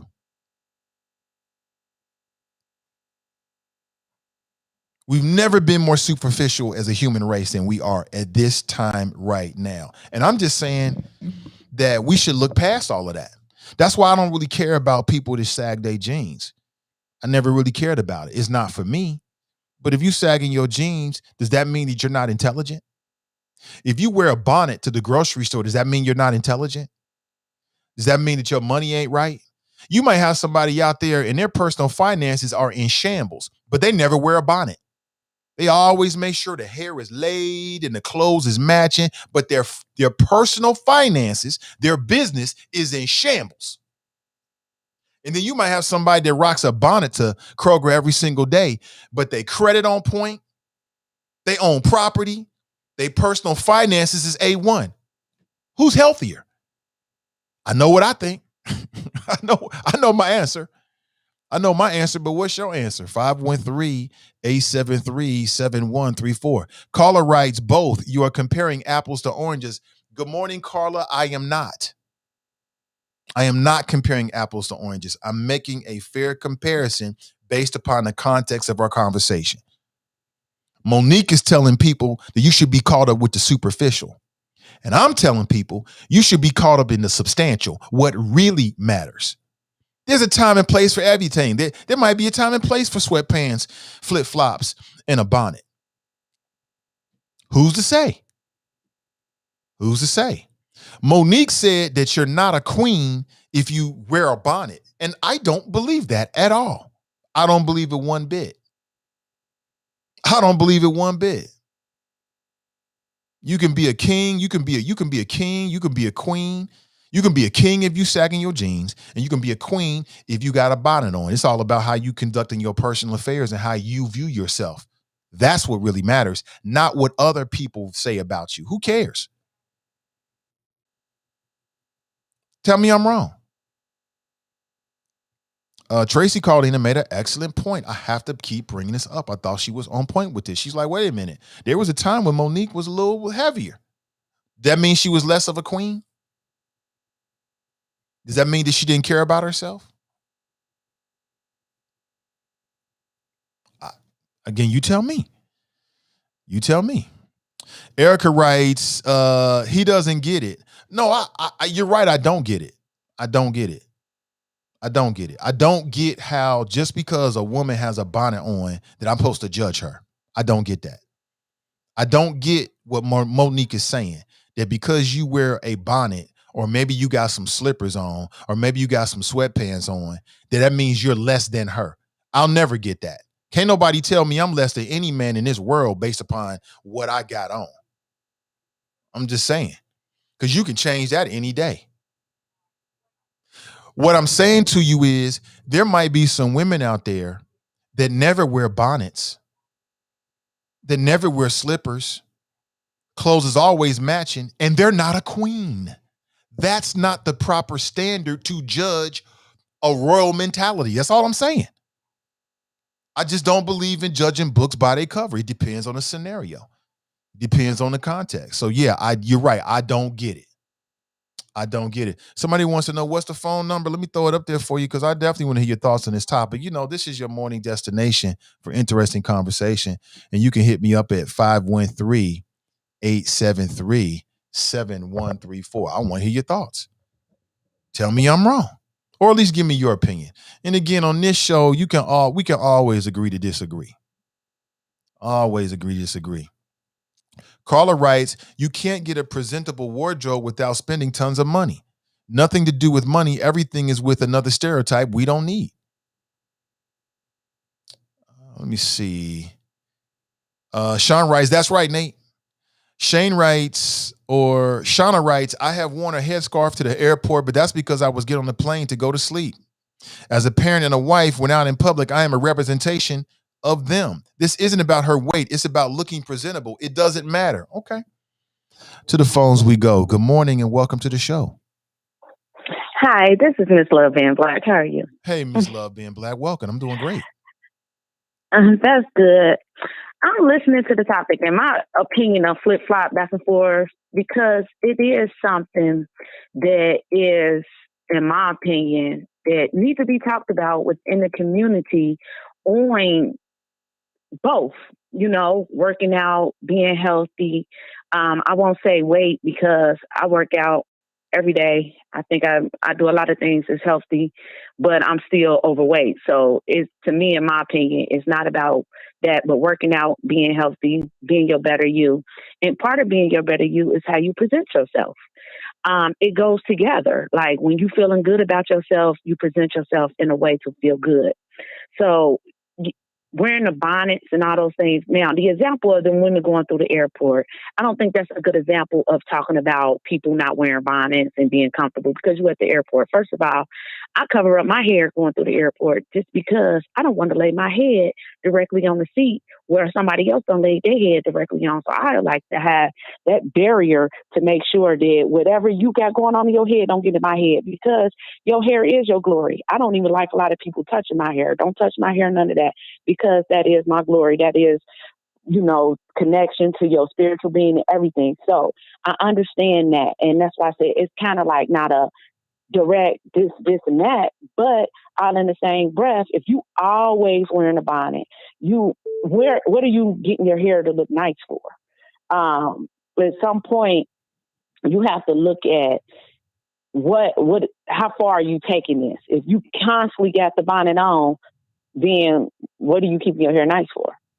So that's when you look at those things. But to just come forward and say you're not a queen or you're not this and that, first of all, you're not the judge on who the queen and how I'm handling my business within my household to present myself as a queen within my household. So that's why I look at, you do need to present yourself in a manner at some points. But it's like you said, it's a time and place for everything. And the time and place to judge people on what they got on at an airport, that's not the place to judge that. If you at a wedding and they come through the wedding with bonnets on, and you, especially if you're the bride, then you have every right to be like, why you disrespect my wedding like this? So it depends on the situation and what's happening. But Monique dealing with a lot of issues within her own self, because it seems like every time you hear about her trying to check something. She might need to go reevaluate herself and see what's going on with her to make her feel like that she can just go around checking the Black community. I don't remember nobody dedicating her as the Black spokeswoman of checking the young people. Okay. Appreciate the call. All right. Thank you. Most def. That's Mrs. Love being Black. And I love that name. I love that. We had a call that came in. So right now I'm just running like a two-line system. And one line online. So we got one caller on. I usually will stop the call and just so we don't keep hearing a beeping sound or something like that. But if you want to call into the show and share your thoughts on this particular topic today, 513-873-7134. We got a call on the line, Lucy. Let's see who it is. Good morning. Welcome to the show. Good morning. This is Sean calling in. Hey, what's up, Sean? Good morning. I'm good. How are you? I'm doing great.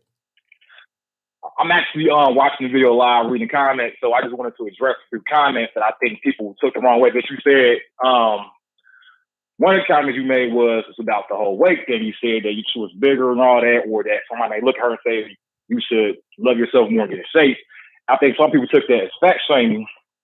I took it as you were basically saying that, like, someone may look at her and think that she's overweight or whatever, but someone else might look at her and say, "Oh, she looks great." So, what standard is that person supposed to go off of? So if a person feels like they're in great shape, and if someone else says, "Oh, you need to lose some weight," is that person who already feels like they're in great shape as far as what they feel about themselves supposed to change that because someone else says, "Oh, hey, you're overweight"? And then another comment that you made was about the sagging pants. You made that comparison. I think I read a few comments that said that's not the same thing. How is that the same as a woman covering their hair and all that? I think what you meant by was that, like, that's something else that has been heavily criticized among the Black community, sagging jeans. So to me, it is a fair comparison. So it's like if the bonnets are being criticized, the sagging pants are being criticized. So it's like to the point where, like, what standard are we going to go off of? Are we going to keep going off of what, you know what I'm saying? So if you stop there, it'd just be something else.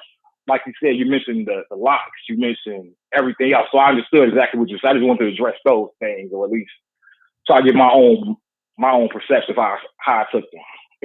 All right, brother. I appreciate it. Yeah, that's exactly what I meant. Yeah, you got what I was trying to say. Thanks, Sean.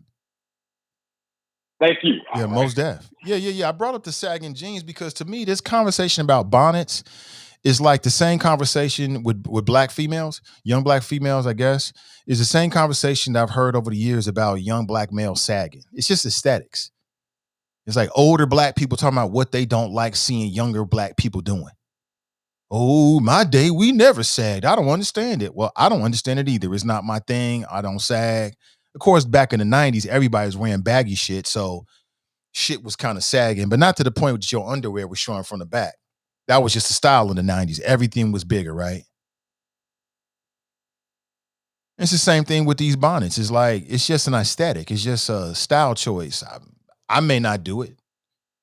You may not do it. My wife may not do it. My kids may not do it, but somebody is. Am I going to judge them and run them down and you not a queen? I don't know. No, I do know. The answer is no. I'm not going to do that. Gladys writes, I saw my great granddaughter with a bonnet on this weekend in the house, 2 years old, and it was in her size to keep her hairstyle in place for daycare so she don't have to get her hair combed every day. Erica writes, I was pissed when I saw her walking out of court with ripped jeans on. Tabitha writes, why do Tamaya Denard got to go all the way to jail in Virginia? Which is, I think, is a good segue for us to talk about this case. Tamaya Denard, former member of city council, is expected to report to prison today. She was sentenced last year to 18 months in prison after pleading guilty to an honest service wire fraud. And I'm just not happy about that. Hold on, we got another call again. Your phone calls are my priority. So let me go back to the phones here. Good morning. Welcome to the show. Good morning, Nate. How are you? Nathan, how are you? I'm doing great. Who am I speaking with? This is Shannon. Hey, Shannon, how are you doing? I'm good. Thank you. Yeah, welcome to the show. Thank you. I appreciate that. I think this is my first call in on your show. But I wanted to give my take on the whole bonnet thing because, we used to be in this era of it takes a village, and it would be okay for someone to tell you when your slip is hanging. And now everybody is so sensitive and up in arms anytime you are told or addressed that something is off. And what I don't understand about this whole bonnet conversation is why everybody is so up in arms about it. Because everything we see and do in this world, the first thing we do is we see it typically. We eat with our eyes first. We see people first. And it's not necessarily judgment, but it's observation. And we make assumptions, which can be wrong. But we also kind of get our cues about that person from what we see. If we see a person, if a guy, looks at a woman and he may say, oh, well, I didn't like her because she looked too ghetto, or I didn't like him because he looked broke. So, we look at things all the time with our eyes and make assumptions or decisions about how we will deal with those people. For me, I don't care. It's your choice if that's what you want to look like. But to me, the bonnet looks like it's lazy, like you just didn't even try. So that's kind of where my brain goes when I see the bonnet. Like you just didn't give a damn. You just rolled out of bed, walked on with your day, and left your hair up in the bonnet.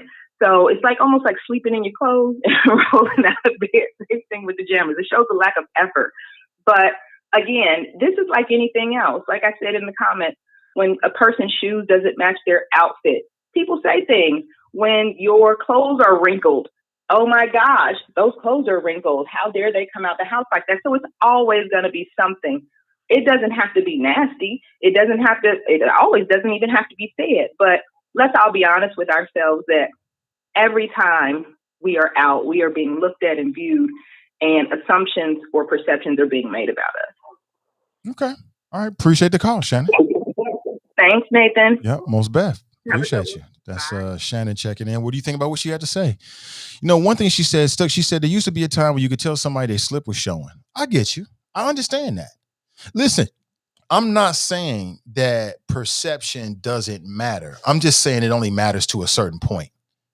And I think there's a difference between saying that perception matters and what Monique is saying. Monique is saying that you're not a queen, that you're less than because you wear a bonnet. I don't believe that. I don't believe that at all. And I think we should be careful about judging books by their cover.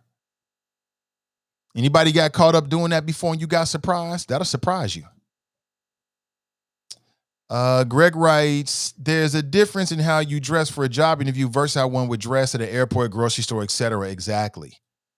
This is Shannon here. She writes, she is playing into responsibility politics, the same ones that would allow someone to discount her based on their brand of what's respectable or not. Mrs. Love Being Black writes, I agree with the caller point. She changed my mind. Good call.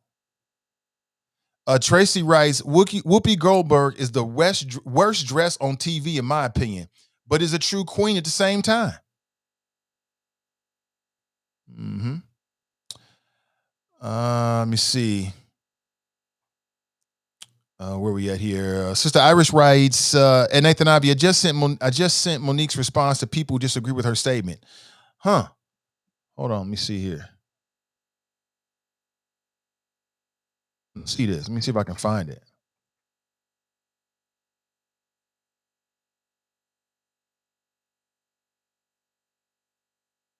We live in amazing times where you can post a video. Let me see. Monique responds to backlash of Bonnet video. You see what it also says, Oprah and Tyler Perry don't address real issues. Okay, let me see if I can find that. I may or may not be able to find it during the show. Maurice writes, why do people keep talking about why do we care about what other people think about us? If you have a mate, you don't care how your mate looks. When in a relationship, you're supposed to represent each other, not just yourself. But that's different. Of course you care about what your mate thinks. We talking about strangers. We talking about strangers that don't know you, don't care about you, and don't do anything for you. Danielle writes, except this does carry over to interviews, the things I've seen. Hold on one second here.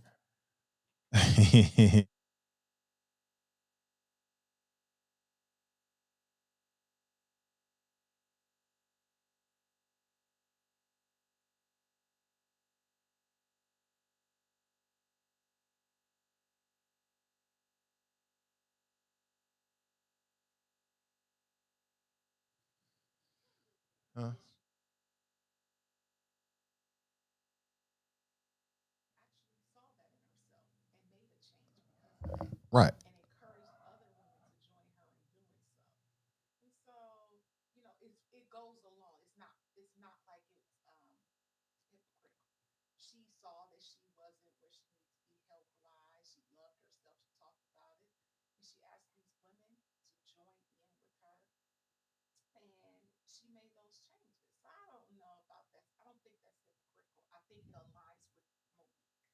Okay.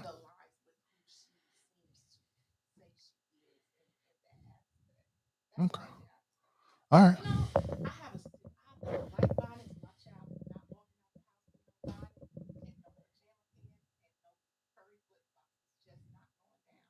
Okay.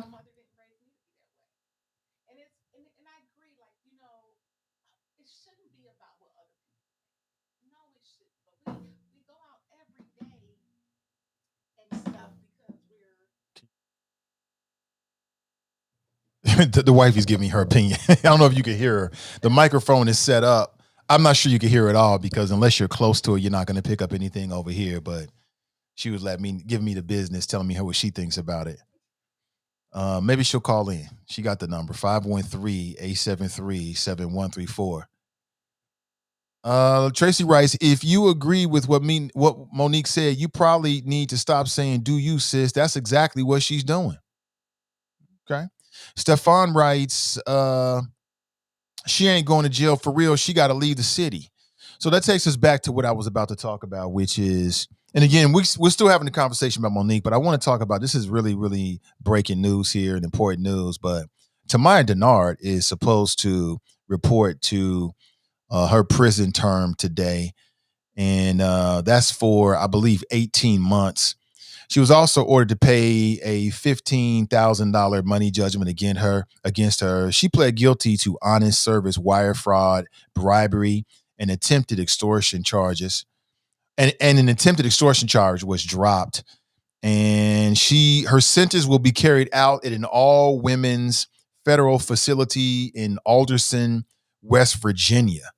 And somebody wanted to know why she have to go to West Virginia for prison. And I can't give you the answer to that, but there's a lot of images online. You can just look it up and Google it and see where she's going to have to go. And I'll be honest with you. I mean, I got a heavy heart about it. I don't like it. I don't like it. I don't like it one bit. And, you know, I feel like if you do the crime, you got to do the time at the end of the day. It is what it is. But, you know, it's just amazing how fast and quickly things can change.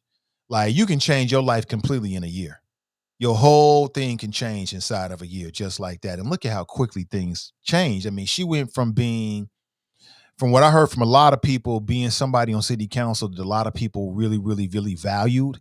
And people were even looking for her to run for mayor one day, to now disgraced on some levels. And, you know, I'm not happy to hear about that. I still think to myself, like, damn, with all this money in the city of Cincinnati, I'm sure she got a lot of people that she know. She couldn't scratch together $15,000 to get her through a tight spot. And I've heard all kind of reasons behind this that I won't get into it right now as to why she might have needed the money and why she was feeling so desperate. And not apparently, but she was asking a lot of people for money, asked the developer. He ended up going to the feds and working with the feds and got her on tape, the whole 9 yards. It's just a really, really sad turn for a woman who I think a lot of people, not just me, were looking at her like, you know, she was really going to move the needle, you know, for people in the city of Cincinnati. So she was supposed to report last year, but COVID happened and the judge allowed her to, you know, push off the date in which she'd have to turn herself in. So there it is. I've been told that federal time is different, that she probably won't serve the whole 18 months. I hope she gets out as quickly as possible. I don't know what that means for her in terms of working in politics, but I wish the best for that sister. I hope she comes out on top. And, you know, I'm not happy to hear about this. I'm not happy, not one bit. But what's your gut reaction about this with Tamaya Denard? I want to get your thoughts. You know, she's been publicly humiliated. She's been removed from council. I remember when she said she was going to run for council. I remember running into Tamaya Denard when she was getting signatures. You know what I'm saying? And it's just very, very, just a very, very sad turn of events. And I can't say that enough. So it is what it is. All right. What do you think? 513-873-7134. Somebody asked me, Nate, were you overweight before you had your heart attack? And I was. And I'm not sure what the point of that is. Don't get too sensitive about the points I'm trying to make. I'm not really caught up in what people say fat shaming. That ain't my deal, but I'm more interested in provoking and moving the conversation forward. So hopefully you can understand that. If not, well, it is what it is. I'm okay with that too. So it's been a really, really sad. Now, she was the first member of city council to get caught up in the so-called corruption scandal. Since then, you had two other members of city council that have been suspended, Jeff Pastor and PG Sinfield. And you have another city council member who there was an attempt to push him off of council, Wendell Young. It had nothing to do with like corruption. It was because allegedly he deleted some emails, whatever that's supposed to mean. So just a very, very, just a very, very sad turn of events. Just very, very, very sad. And 2020 was crazy, man. You had COVID and you had everything that was happening on city council with various council members. So it is what it is. She will be supervised for 3 years once the prison sentence is finished. That means probation, and probation. You know, when we count people who are in Americans' prisons, we overlook the number of people who are living under supervision. And 3 years after she does 18 months, I mean, wow, that's a hell of a sentence. And you got to pay the money back, so she gets nothing out of it. And I'll say it again, I mean, I just find it so hard to digest that a woman like her, with her contacts and her visibility, couldn't come up with $15,000. That's just not a whole lot of money to leverage the rest of your political career on. So we may never know, you know, what her career could have become. And I'm just not happy to hear that. I'm not happy to see it. I wish it wasn't going out like that at all, you know. But what's your take? 513-873-7134. What do you think? Glenn writes, so glad I'm a Virgo. Virgos rule the world. Let me see. Good morning to you. So there's no sound in that video? Okay. I'll try to find it again. Let me see. Why does correction divide us? We are in a can't nobody tell me nothing time. Pick up what is for you and put down the rest. Okay, but I mean, if that's the attitude about it, then we got to be open to be corrected on the things that we're the most sensitive about then. And we also living in a very narcissistic time where we think that we know better than somebody else. Like, who are you to tell somebody else what they supposed to wear? Who are you? See, my thing about that is I live in a different world. I live in a world where if you ain't coming with the scratch, the dollars to help whoever you gonna give a critique to, then keep this close. That's the world I live in. That's the world I live in. People said they couldn't hear. You couldn't hear who? You couldn't hear who? Oh, you're talking about you couldn't hear Tammy Roman. Okay, great. Terry writes, she dogged dude's comedy career. He was funny, right? Right. No audio on the video. Okay. Let me see here. Sorry about that. Cash writes, I don't mind a correction. That's why I'm on the fence. If I go out tomorrow in a bonnet and run into my favorite celebrity crush, would I be embarrassed to be seen in a bonnet? Yes, but at the same time, nobody wants to be on all the time. Where do we draw the line? Let me see. Tanika writes, child, leave them bonnets at home, period. Okay. Jenny writes, the locks aren't in your hair. The locks are your hair. Correct. My uncle wears dress shoes and sweatpants, does he? He old school. Like I said, my grandfather, I never saw him a pair of jeans, never owned a pair of sneakers. It was dress pants and dress shoes all the time, every day, Monday through Sunday, 24/7, 365 days a year. Christmas, the snow, the fucking rain. That was it. Working on a car, working on the roof. I remember he was fixing the roof, going up on the ladder, 3-story house, in dress pants and dress shoes. That's just how they were. In suspenders. That's just how they were. You know? And so those kind of people would look at, you know, today's generation like, what? Why y'all letting yourself go? And I'm like, really? Letting yourself go? All right, let me take a quick pause for the calls, people. And we'll come right back. It's the Nathan Ivey Show. Please like and in particular share this show so more people can see it. I want as many people as possible to see what we got going on here.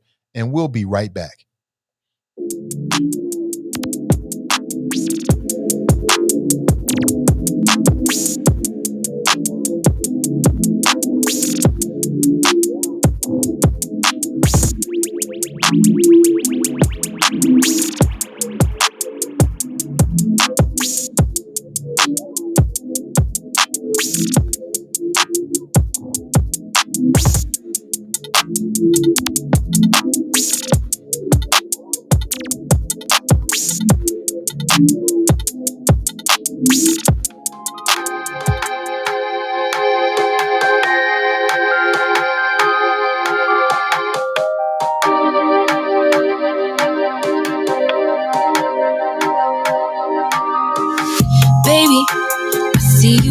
With your friends, chillin' day and night for days on end. Now you can't come see me tonight. Say you ain't got the time. I'm the last one you prioritize. Peeping your IG pictures on my phone. I won't spend another night at home. Okay, I'ma just be on my way. You'll see I'm not the one you take for granted, babe. I know that life can be busy, love, but you make time for the ones you love. It's only right, it's what I deserve. Love, tell me what you done for me, done for me, done for me, done for me lately. Did you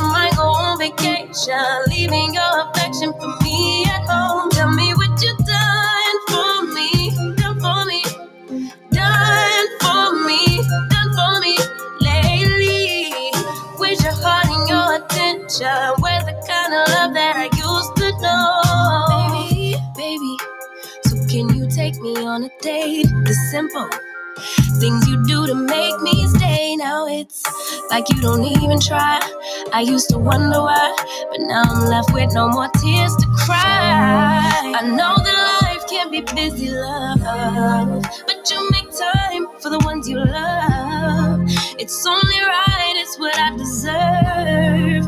Love, tell me what you done for me, done for me, done for me, done for me lately. Did your mind go on vacation, leaving your affection for me at home? Tell me what you done for me, done for me, done for me, done for me lately. With your heart and your attention, where's the kind of love that I used to know? If you want me the way I want you, but you're all into all that you do, it's only right, it's what I deserve. Love, tell me what you done for me, done for me, done for me, done for me lately. Did your mind go on vacation, leaving your affection for me at home? Tell me what you done for me, done for me, done for me lately. Where's your heart and your attention? Where's the kind of love that I used to know?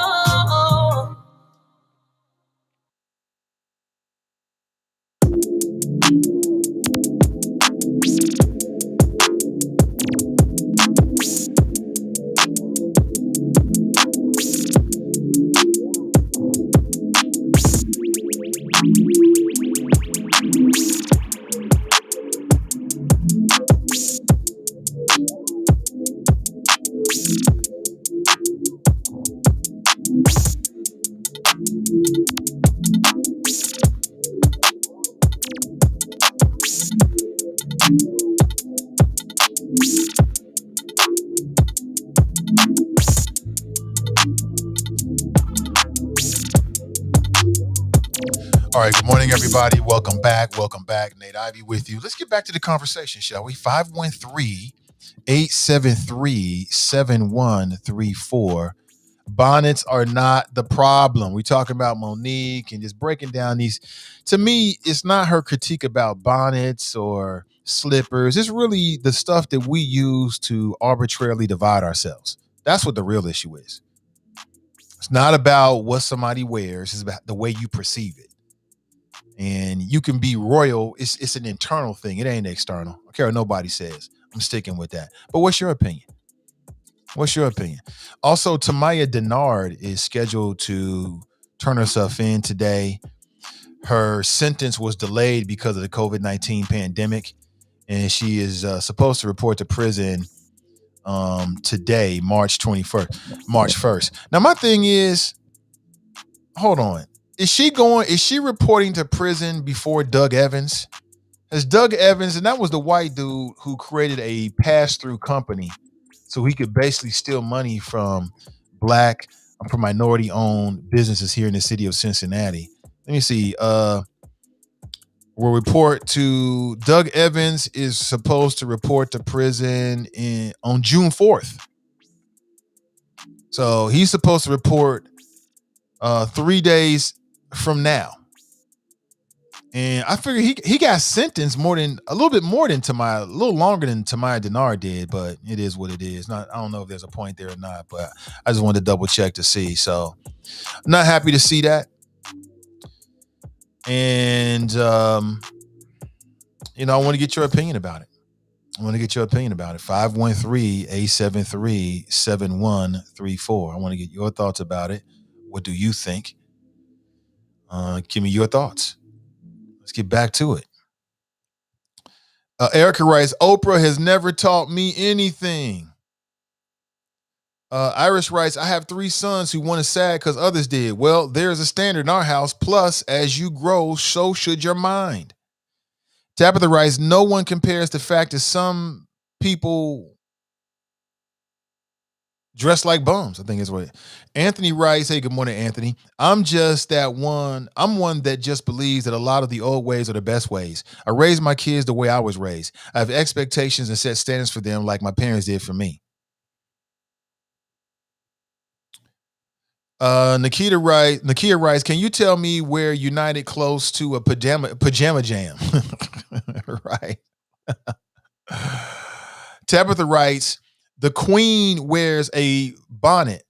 The queen even wears a bonnet crown. Okay. Sarah writes, do you believe we as a nation of people should have a manifesto that applies to ourselves instead of practicing self-indignation? How do we unify? What are the conditions we can agree upon? Maurice writes, my queen mother never wore a bonnet. My elder queen mother never wore a bonnet. My mother never wore a bonnet. It's a fad. Follow the leader. Nat writes, Trump wore a suit every day. Doesn't mean he wasn't an evil clown. True. Some of the biggest crooks in America, the biggest crooks in America wear suits every single day. They're not sagging their jeans. I used to make that point as well. Like, wait a minute, we getting caught up with aesthetics. That don't mean a damn thing. Queen Tracy writes, if Queen Michelle Obama had a bonnet line, she'd be a billionaire. Letty writes, let me ask the men, have you ever hollered at a woman in their pajamas, bonnet, and house shoes? Guys, be honest. I don't know how much that really matters. Took writes, is there a difference between bonnets and scarves? I'm just wondering because I wear a headscarf outside, not a bonnet. Not to Monique. She said bonnets, scarves, slippers, pajamas, all the same. Took writes, most queens wear scarves. TNT writes, it's about standards. You're right, TNT. Your own standard, not somebody else's. Your own standard. Letty writes, weight was not the topic. I think it was unfair that you addressed that shaming overweight women. No, I don't think it was unfair at all. I think that Tracy made an excellent point that might be uncomfortable with some people, but she made an excellent point. And the point is the things that other people can look at and judge you. And I ran with that, and I'll still ask the same question. Everybody getting caught up on what's royalty and wearing a bonnet, but what is a better example of showing pride? Because what she said was, where is the pride? That's what Monique said. Where'd the pride go? And I'm like, wait a minute. You don't have pride because you choose to wear a bonnet to the airport? That don't make any sense. You don't have pride in yourself because you got on flip-flops? Says who? So what's a better example of pride? A healthy body or a healthy wardrobe? That's a very fair question. And it might cut to the bone with some people and be a little bit uncomfortable, but that don't mean that the question and the comparison is unfair. It don't mean that. I just want to make sure that we're going to have a conversation. Let's have a whole conversation. Monique, what's wrong? Monique, what's wrong? Jack writes, nothing like a well-dressed fat person. See, you wrong for that. Let me see here. Charles writes, I think there's a difference between scarves and bonnets. Women can dress up scarves. Bonnets look like the sleepwear at all times, perhaps. I can understand that. It's really more than just bonnets and sagging pants, Nate. More than running to Kroger. Most of our young people that wear certain gear also carry themselves in a certain way that, in my opinion, is detrimental to them in our community. Really? TNT writes, bonnets and house shoes are for the damn house. Mofo is trying to make it a fashion statement. I just don't, again, we can always agree, disagree. I just don't feel that way. I just, if I see somebody out with a bonnet on, I don't really think too much about it. I really don't. You know, quite honestly, it don't even always register. You know, if that's what they want to do, you go right ahead. It's just like if you're not matching. If you're not matching, okay. That's like wearing loud clothing. If you want to wear some loud clothing, okay, that's you. TNT writes, and who exactly is calling Monique auntie? Right, that's the real problem. Jack writes, shallow people be the first ones to tell somebody to stay in their lane. See people staying in their lane, they want them to change lanes. Nat writes, this is a triggering topic, LOL. Carolyn writes, Nate, can you play Tammy Roman's video clip, please? And thank you. Let me see if I can find it again and play it for you. Let me see here. Tell me if you can hear this.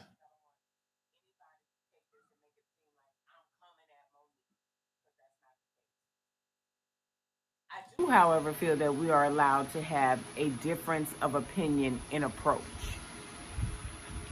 Now, for me personally, I understood everything that she said and actually agree based on my upbringing. Like, my mama didn't play those type of games. Like, you wasn't going, before there was Bonnets, there was, you know, the sponge rollers. And back in the day in White Plains, Mount Vernon, you would see people walking around with the sponge rollers in their head. And my mother would be like, that's unacceptable. And so I was raised in a way where you don't come out the house looking like that. And even with Bonnet Chronicles, you know, I be in the house.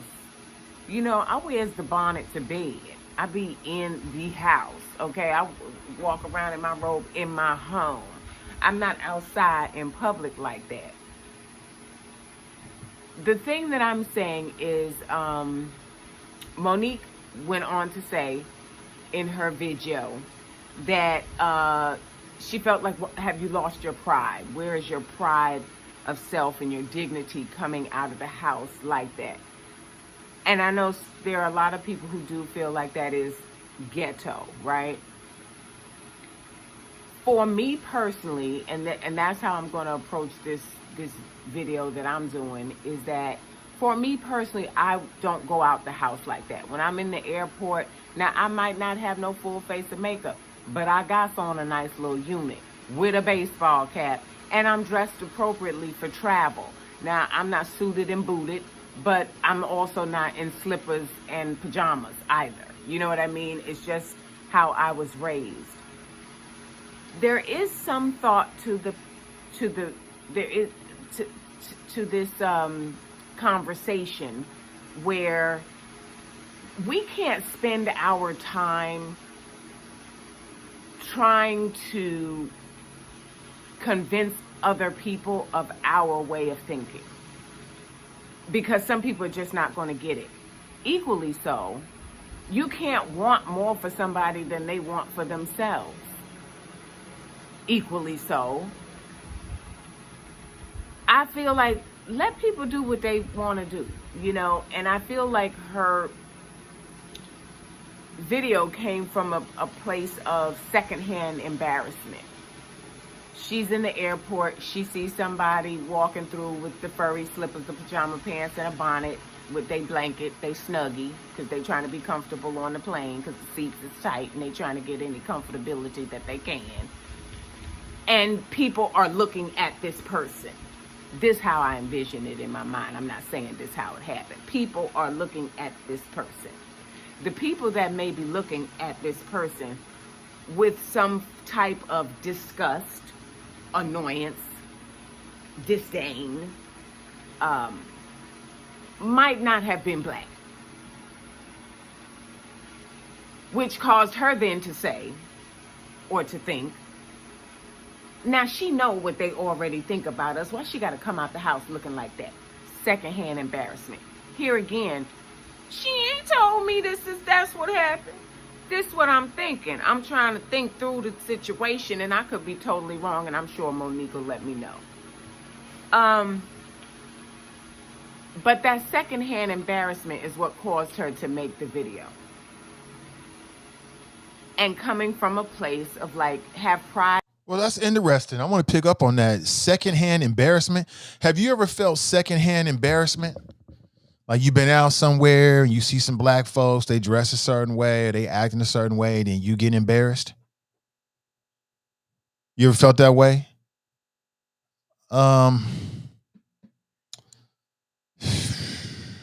That's an interesting thing she said, the secondhand embarrassing. Like, I can see that. Like, I know there's a lot of black people that get secondhand embarrassed. Like, there was black people that was secondhand embarrassed about what happened in Kings Island. Did you see what the prosecutor said? Oh, it was a whole big thing. They made a whole big spectacle out of it. This ain't gonna happen out here in the park and blah, blah, blah, blah, blah. It's fucking Kings Island. Get out of here.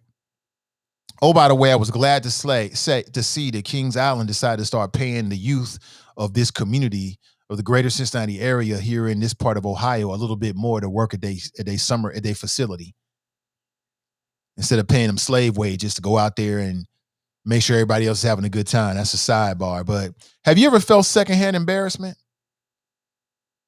I don't know. You tell me. 513-873-7134. Nakia writes, kind of. Renee writes, yes, all the time. Secondhand embarrassment is real. Shannon writes, I agree that that is where it may have come from. I felt differently before, but that was very valid. I don't get secondhand embarrassment. Everyone is their own person. I don't get secondhand embarrassed. I wasn't embarrassed by what happened in Kings Island at all. I told people in my circle, matter of fact, I told you, I'm like, why should I get embarrassed because them Negroes out there acting like a damn fool? That's them. I don't get embarrassed when the young boys walk past me with they pants sagging. That don't embarrass me. I don't know them kids. Why would I be embarrassed because somebody else is doing things? Like, white people don't feel like this. They don't get embarrassed because somebody else white does something. Like, is dressed a certain way. It ain't that seriously. It ain't that serious. I'm just saying, I don't do that. Now, you might want to feel like, let me correct them. If you see them doing something that's dangerous or something, and you want to try to share something with them or something that's substantial, cool. But other than that, no. Curtis writes, what's the first thing black folks say? I hope they ain't black. You right about that. Good point. Good point. Let's see here. I have said that before. Like, I hope he ain't black. And like, I hear like about a shooting or something like that. But that's not because of embarrassment. That's more because it's like, we don't need that. You know what I'm saying? We don't need that. But maybe it's similar. I don't know. That's a good point. What do you think? 513-873-7134. Sarah writes, she has wisdom at Tammy. Charles writes, imagine Tammy Roman agreeing with Monique. Duh. They are low-key the same generation and more than likely were raised with some of the same values. Diario writes, I see nothing wrong with bonnets. Tammy looking decent with hers on. I just feel like when it comes to us, any old thing will do. Any old critique. It don't really matter. It could be bonnets. It could be lip gloss. It could be pants. It could be, you name it. It could be whatever. And we'll use that to divide ourselves, to create a hierarchical structure. I'm better than them. Why aren't you up here with me? You know, to separate ourselves, to divide ourselves. It don't really matter. It don't really matter. Another sidebar here. I want to share some information with you. You need to know this, that the health orders in the state of Ohio end tomorrow.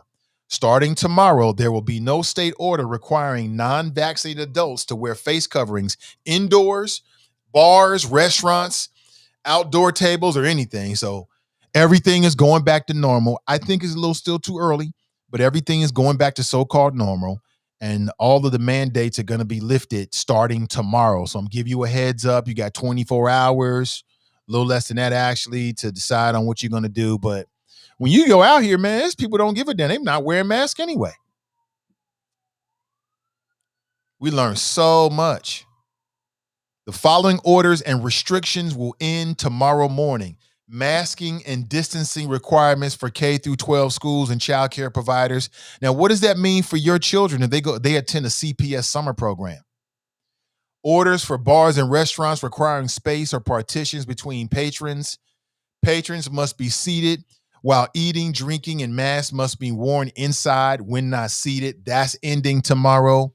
The statewide mandate requiring unvaccinated Ohioans to wear masks indoors ends tomorrow. The recommendation that unvaccinated individuals gather in groups no larger than 10 people, that ends tomorrow. And the mask mandate for everyone on planes, trains, buses, and public transportation end tomorrow. That all ends tomorrow. What stays in place are the health orders for nursing homes and assisted living facilities, that'll still be in place. Everything else, we back to normal. Do you feel like we're back to normal? Do you feel like we're back to normal? You tell me. 513-873-7134. So everything's going back to normal starting tomorrow, basically, outside of, the rules around nursing homes. What do you think? Beth writes, yes. Good morning to you, Beth. You answered the question about secondhand embarrassment.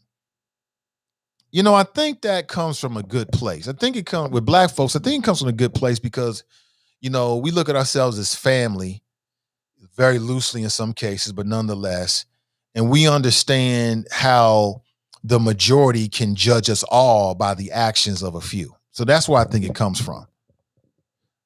Israel writes, we are all stereotyped based on what people see displayed, not just what we do as individuals. And we know that the media portrays black culture as ghetto already. Well, I'm here to tell you that if every black person in America decided that we were going to adopt, well, let me ask it this way, hypothetically. If every black person, man, woman, and child in America adopted an aesthetic and a standard, let's say we all went Fruit of Islam or Nation of Islam. We all suited and booted every day, all day.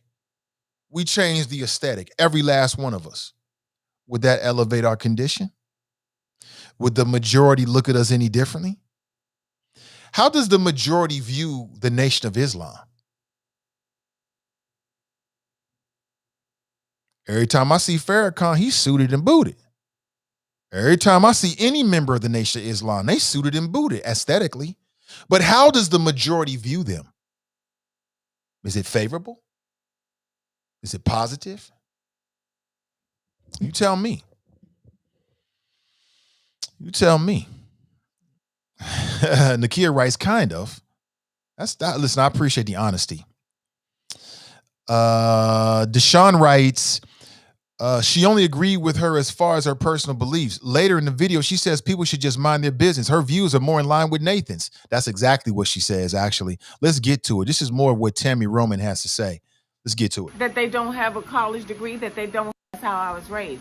But if they don't want to do that, as long as they are not out here killing, robbing, stealing, shooting up places and all this other stuff, I personally feel like let people rock.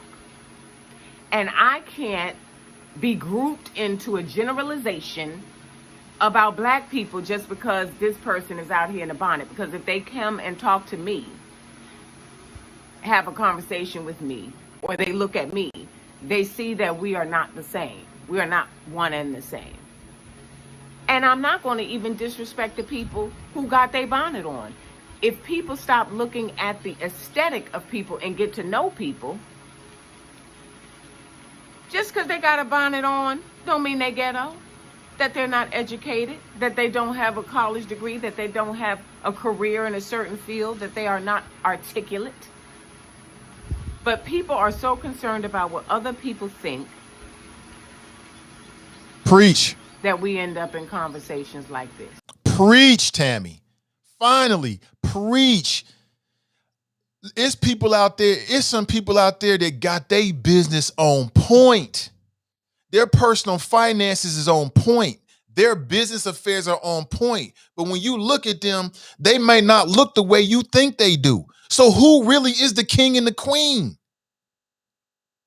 Just because you got a whole bunch of wardrobe options don't make you no queen. It don't mean that your business is on point. It just means you got clothes on. It's some folks walking around here that's got their business on point. Credit on point, personal finances on point. They might be multiple, serial entrepreneurs, all successful. But when you look at them, they might be sagging their jeans. They might wear a bonnet. So who really is on point? That's all I'm trying to say. And that was the same thing I was trying to say with your body. It's some people out here that might be wearing bonnets. It's some women out here that might be wearing bonnets and flip-flops. But they body on point. They healthy. way healthier than other people that don't wear bonnets and making sure they suited and booted. We got to stop looking at the superficial. That shit don't matter. Stop judging books by its cover. I said the same thing about these young brothers out here sagging their pants. You don't know who he is. You don't know what he got going on. It might be some dudes out here that's sagging their pants, but their credit score is better than yours. Their money game is better than yours. So who are you to judge them because they're not dressed the way you do? I don't judge nobody. I've learned that in my life. I don't judge a book by its cover. I don't do that at all. I let people be them. I judge people by my interactions with them. We just had a call on the line. Call me back, brother. I'll put you straight on. I judge people by my personal interactions with them, by their actions, the way they interact with me, not by their looks. Now, do we automatically make impressions and draw some conclusions? Yes, you do, but you can train your mind to put that to the side. Tammy Roman just made an excellent point. Like, that might be your personal preference. You should do you, but you start judging people, you don't know what their life is like. You have no idea. Their life, their business could be way better than yours. And you out here talking about who a king and a queen is based upon a bonnet. That shit don't matter. That don't matter at all. Thank you, Tammy. Thank you. She said it. Thank you, sis, for keeping it real. I'm going to play that back for the people out here arguing with me. Let's play this one more time. To know people, just because they got a bonnet on, don't mean they ghetto, that they're not educated, that they don't have a college degree, that they don't have a career in a certain field, that they are not articulate. But people are so concerned about what other people think that we end up in conversations like this. And here again, they got a bonnet on, don't mean they get it on. If people stop looking at the aesthetic of people and get to know people, just because they got a bonnet on, don't mean they ghetto, that they're not educated, that they don't have a college degree, that they don't have a career in a certain field, that they are not articulate. But people are so concerned about what other people think that we end up in conversations like this.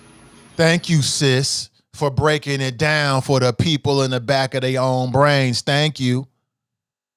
Stop judging books by their cover. You don't know these people out here. You don't know what they doing. You don't know what their business is like. You don't know what their credit score is like. You don't know how many properties they own. You don't know how many successful business they launches. You have no idea. I know people that don't, I ain't never seen them in a suit, but their business game is on point. And you would judge them and look at them and not even know it. I don't do that. I don't do that. I don't give a damn you got a bonnet on, so what? When you open your mouth and we start talking and I get to know you, that's when I can make an assumption about you. That's when I can start to draw some conclusions about you. But let's go back to the phones here and say good morning and welcome to the show. Hi, Nathan. How are you doing today? I'm doing great. Hello, Fame. Welcome to the show. Oh, thanks for having me. It's always a pleasure. Although I'm a little stuffed, I must admit. Of course you are. At Monique, to be honest with you. Because I see it all the time. I never thought anything of it until she said something. People just, I wear sweats and a t-shirt every day, or if it's hot, I'm wearing shorts to be comfortable when I'm out at the grocery store or whatever. So I'm not thinking anything of it until she said something, and it's like, wait a minute, this is the same 50-year-old woman who calls her husband daddy in public. And you're saying that about these young women. And you coming off as an old Stepford wife. So who are you to judge them? Apparently you've had a little change, a little bit of evolution, with your weight loss, however you did it, through whether it's naturally or through surgery, but you didn't do that till you were almost 50. Give these women some time to evolve in their mind. They'll do it. they'll realize there's nothing wrong with it. It just ain't very ladylike and presentable. It shows a certain level of maturity, for lack of a better word, I guess. But allow the woman to evolve like you did. Quit being such an asshole.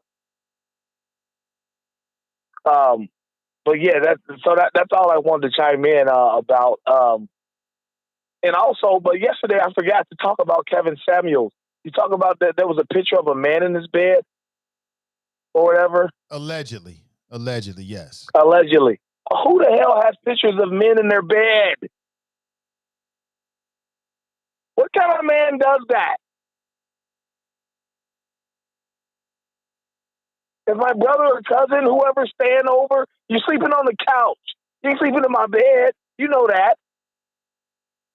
And there damn sure won't be any photos taken. So that's all I got, B. It's been real. I had fun. And we'll chat again sometime soon. Oh, yeah, to make up from yesterday. Appreciate the call.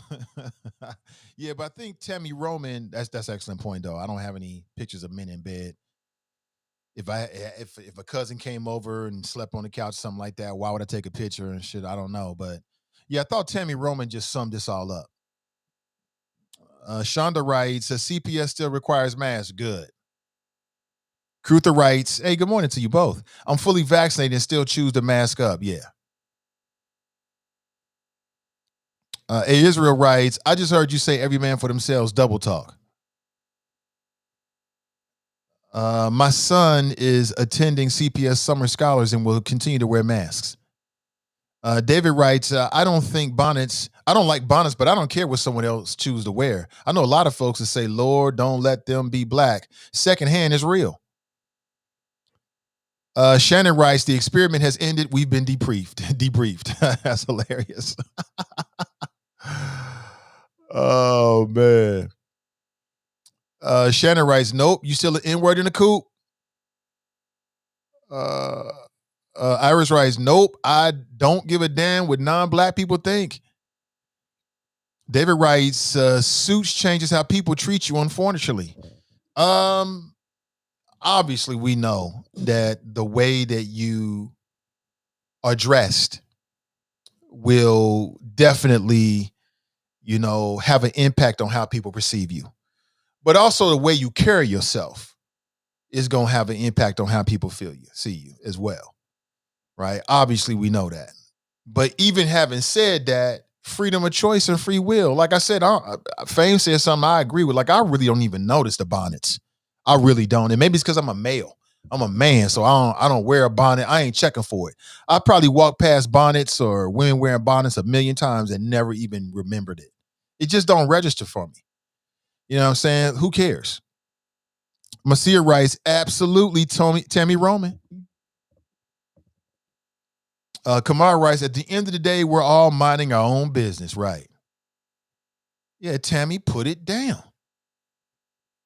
Tracy writes, Mark Zuckerberg looks like an average dude every day. Yes, he does. If he wasn't as visible, you would walk past him and wouldn't even think anything of it. He's one of the wealthiest men in the world. Don't matter. Like I said, I know people who's busy in this city. Every interaction I've had with them, I've never seen them in a suit. They just dress with jeans, normal, regular, none fancy, no J's, nothing. Business on point. They business is on point on all levels. So again, and same thing with the sisters. We also got to be a little bit more kind to our women. Like I said, I mean, bonnets, come on, we can't use that to separate us. I'm no better than any man out there. I ain't no better. I don't look at myself any better. I know who I am. I love me some Nathan now. Don't get that straight. You looking at a man that 100% loves him.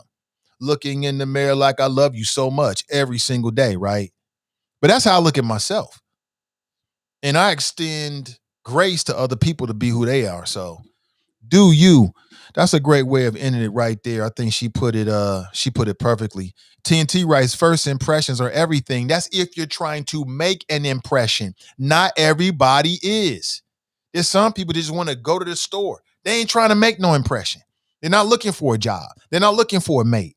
They're looking for whatever they're looking for on the store shelf. And that's it. They want to get it and go back home. They're not trying to make a first impression. Right? Not everybody's trying to do that.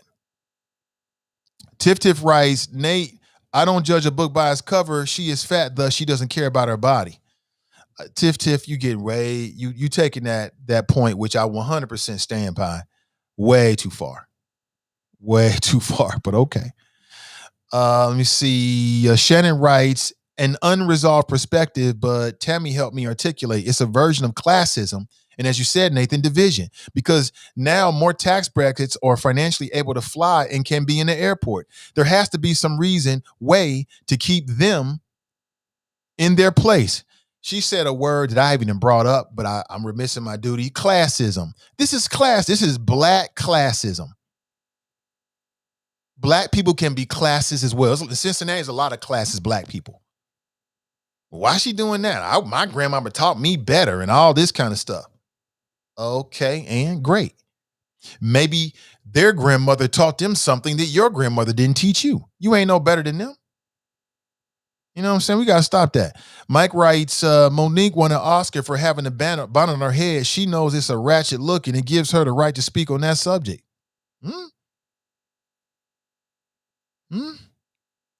Rachel writes, Nate be a hypocrite sometimes to keep the conversation going. Really? I don't think so. I do like to. My job is to keep the conversation going, but I don't detect any hypocrisy in that point. I just think that people are sensitive because I brought up weight.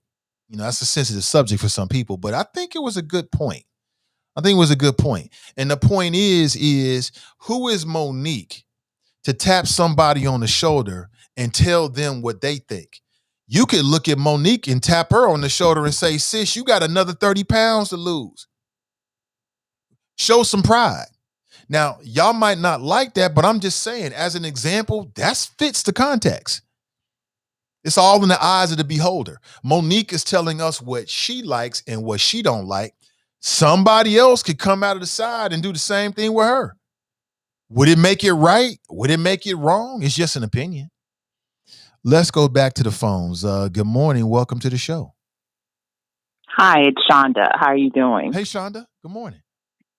Good morning. So I haven't had a chance to watch your show in a while, but I thought it was a good show today, and I wanted to call in because I do feel strongly about this. And if you go to 8 minutes and 43 seconds of Tammy Roman's video, she says, I don't do it. And if you don't want to elevate yourself, then you do what you do. So she goes back and forth because she's a social media person. So she ain't trying to lose no followers when she's pushing her brand of bonnets. Situation, I think she's playing the fence a little bit and she's trying to be as truthful as she can. But I'm going to talk about being a black woman. Anyone who knows me knows I don't care what other people think. I have never have done that. But I do care about my village. And so, like, when I go out with my daughter and she wants to ride outside with a bonnet and some pajamas, no, that's inappropriate. It's totally inappropriate. The next thing you're going to be out here wearing lingerie outside. It's not appropriate for you to wear things that were meant for the bedroom outside. That's not how she needs to be presenting herself. And there is one time that I said, okay, let's go on and do this. Let's go. You're going to ride with me and we're going to see exactly how this works out. We read it to 5 people I knew, business acquaintances, clients, friends, etc. And they all looking at her like she's crazy. And she's embarrassed. And when we get in the car, I asked her, how did you feel about how they were looking at you? You looking for an internship. She's 15. There's things she wants to do. These are people who are potential mentors for you. They have an impression that you don't understand what's appropriate outside. So if they send you somewhere and they have to trust that you're going to show up right, you don't have the ability to have discernment in your decisions. So you have to understand that as Black women, if I see Iris out, or Iris sees me out, or I see Tracy out, or I see Alandis out, we all hold each other accountable. What was you thinking?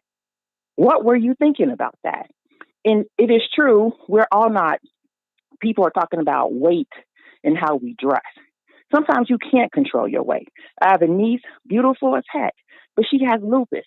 The medicine she has blown her up. It's not that she doesn't care about herself. It's that she has a situation that's preventing her from being as small as she used to be. I'm not small either, But I'm the healthiest person of most of my friends. I'm not on any medication. I've never been on any medication. I have low blood pressure, etc. So health is not determined by our weight. So we can't say that our body builds are differently. But I do think we have to hold each other accountable for how we show up, not just for white people, but for ourselves. I think if you go out in the world, I say people all the time, one of my favorite songs is So Fresh and So Clean. When I'm going into a business meeting, how I look and speak dictates how I feel. And we got to get back to that. Yeah, but Shonda, we got to get back to having some level of quality. Yeah, but Shonda, we're not talking about women. Monique wasn't talking about women going to a business meeting. She was talking about women in the grocery store and at the airport. That's a whole different context. I'm not saying that you can't, that there's not times where maybe you can be a little bit more comfortable than not. I'm not saying there's not times where t-shirts and gym shoes or flip-flops are not appropriate. I'm not saying that there's not those times. But what I'm saying is you have to own and understand that at the end of the day, when you go out into this world, you may run into somebody that you need something from down the road. Maybe you don't need it now, but you may need something from them down the road. And if they've already had an impression of you, when you go to make that ask, they already got an impression of you. And so now you have to disprove it. I'll give you an example. My daughter said that her some of her classmates wanted to do internships with her because they wanted to get their community service hours. So I said, okay, when I come up to the school, tell them to come out to the car. They come out to the car. Some of them got bonnets on. They got pajama pants on with T-shirts, etc. One girl didn't have a bra on. And I'm like, they went to school like this. So the little girls are talking to me, and I'm working hard to look past all of this. I'm trying to find what can I work with to be able to get them into the right situations. But why do I have to work that hard? You should present yourself better if you knew you were going to ask me for a favor. And that's what we got to teach our kids, to show up right every time, as much as you can. I hear you, Shonda. I think it's a different conversation, but I hear you. Okay. Thanks. All right. Have a great day. I think that's a whole different conversation because now we mixing it. Monique was not talking about women going to a job interview or trying to get an internship. She was talking about going to the grocery store and an airport. It's a whole different context. Nobody in this audience is going to disagree with the fact that if you're looking for a job or an internship, that you could present yourself in a certain way. We ain't talking about that. We talking about casual time, leisure time. You just out and about. You're not looking for a job interview. You're just going to the store. You might be getting on a long flight and want to take a nap. We got to give them some grace and consideration as well. And I stand by what I said. Just because you wear a bonnet does not mean that you're not a queen. That comes from within, not from without. It don't mean that. And again, people are bringing in different contexts to make their point. That's a whole different conversation. I don't think there's anybody in this audience that will disagree with her point. I agree with that, but that's not what we've been talking about. That's not what Monique was talking about. Monique was just talking about ladies, women just out here just going to the grocery store, chilling, picking up some meat, picking up some cheese, picking up a pizza.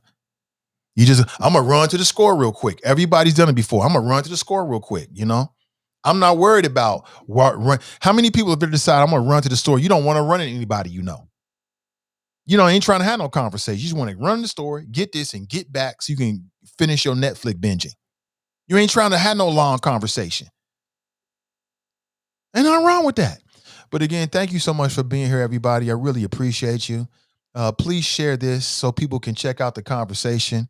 And I'll be back with you tomorrow morning. Hopefully more interesting conversation. We'll talk about everything, all right? And of course, our motto, and it goes like this. Say it with me, everybody. Winners focus on winning, not bonnets. Losers focus on winners. So stay focused and stay winning.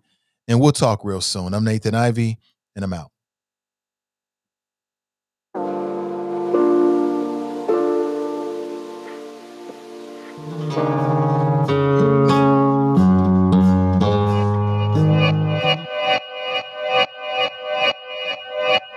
Yeah.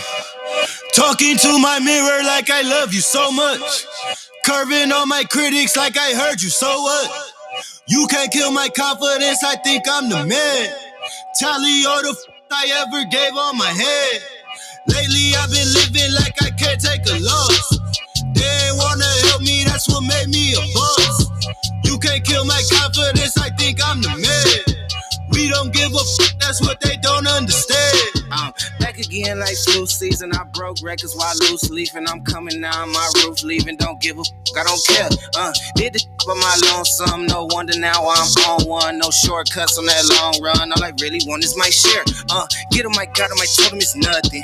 In the discussion, for them feelings I throw all my pain on percussion. It's disgusting. I hear them bragging about that they did and it do not move me, not in the least. They ain't been dropping no seeds in the soil, but swear that you almost spotted the feast. I've been on go mode, show mode, showboat, rowboat, wave ride. Cool shorty, too naughty, pool party, wet for the face ride. Annie up, penny down, hand me down, thrift store, old drip. New money, too funny, old shorty talk about old.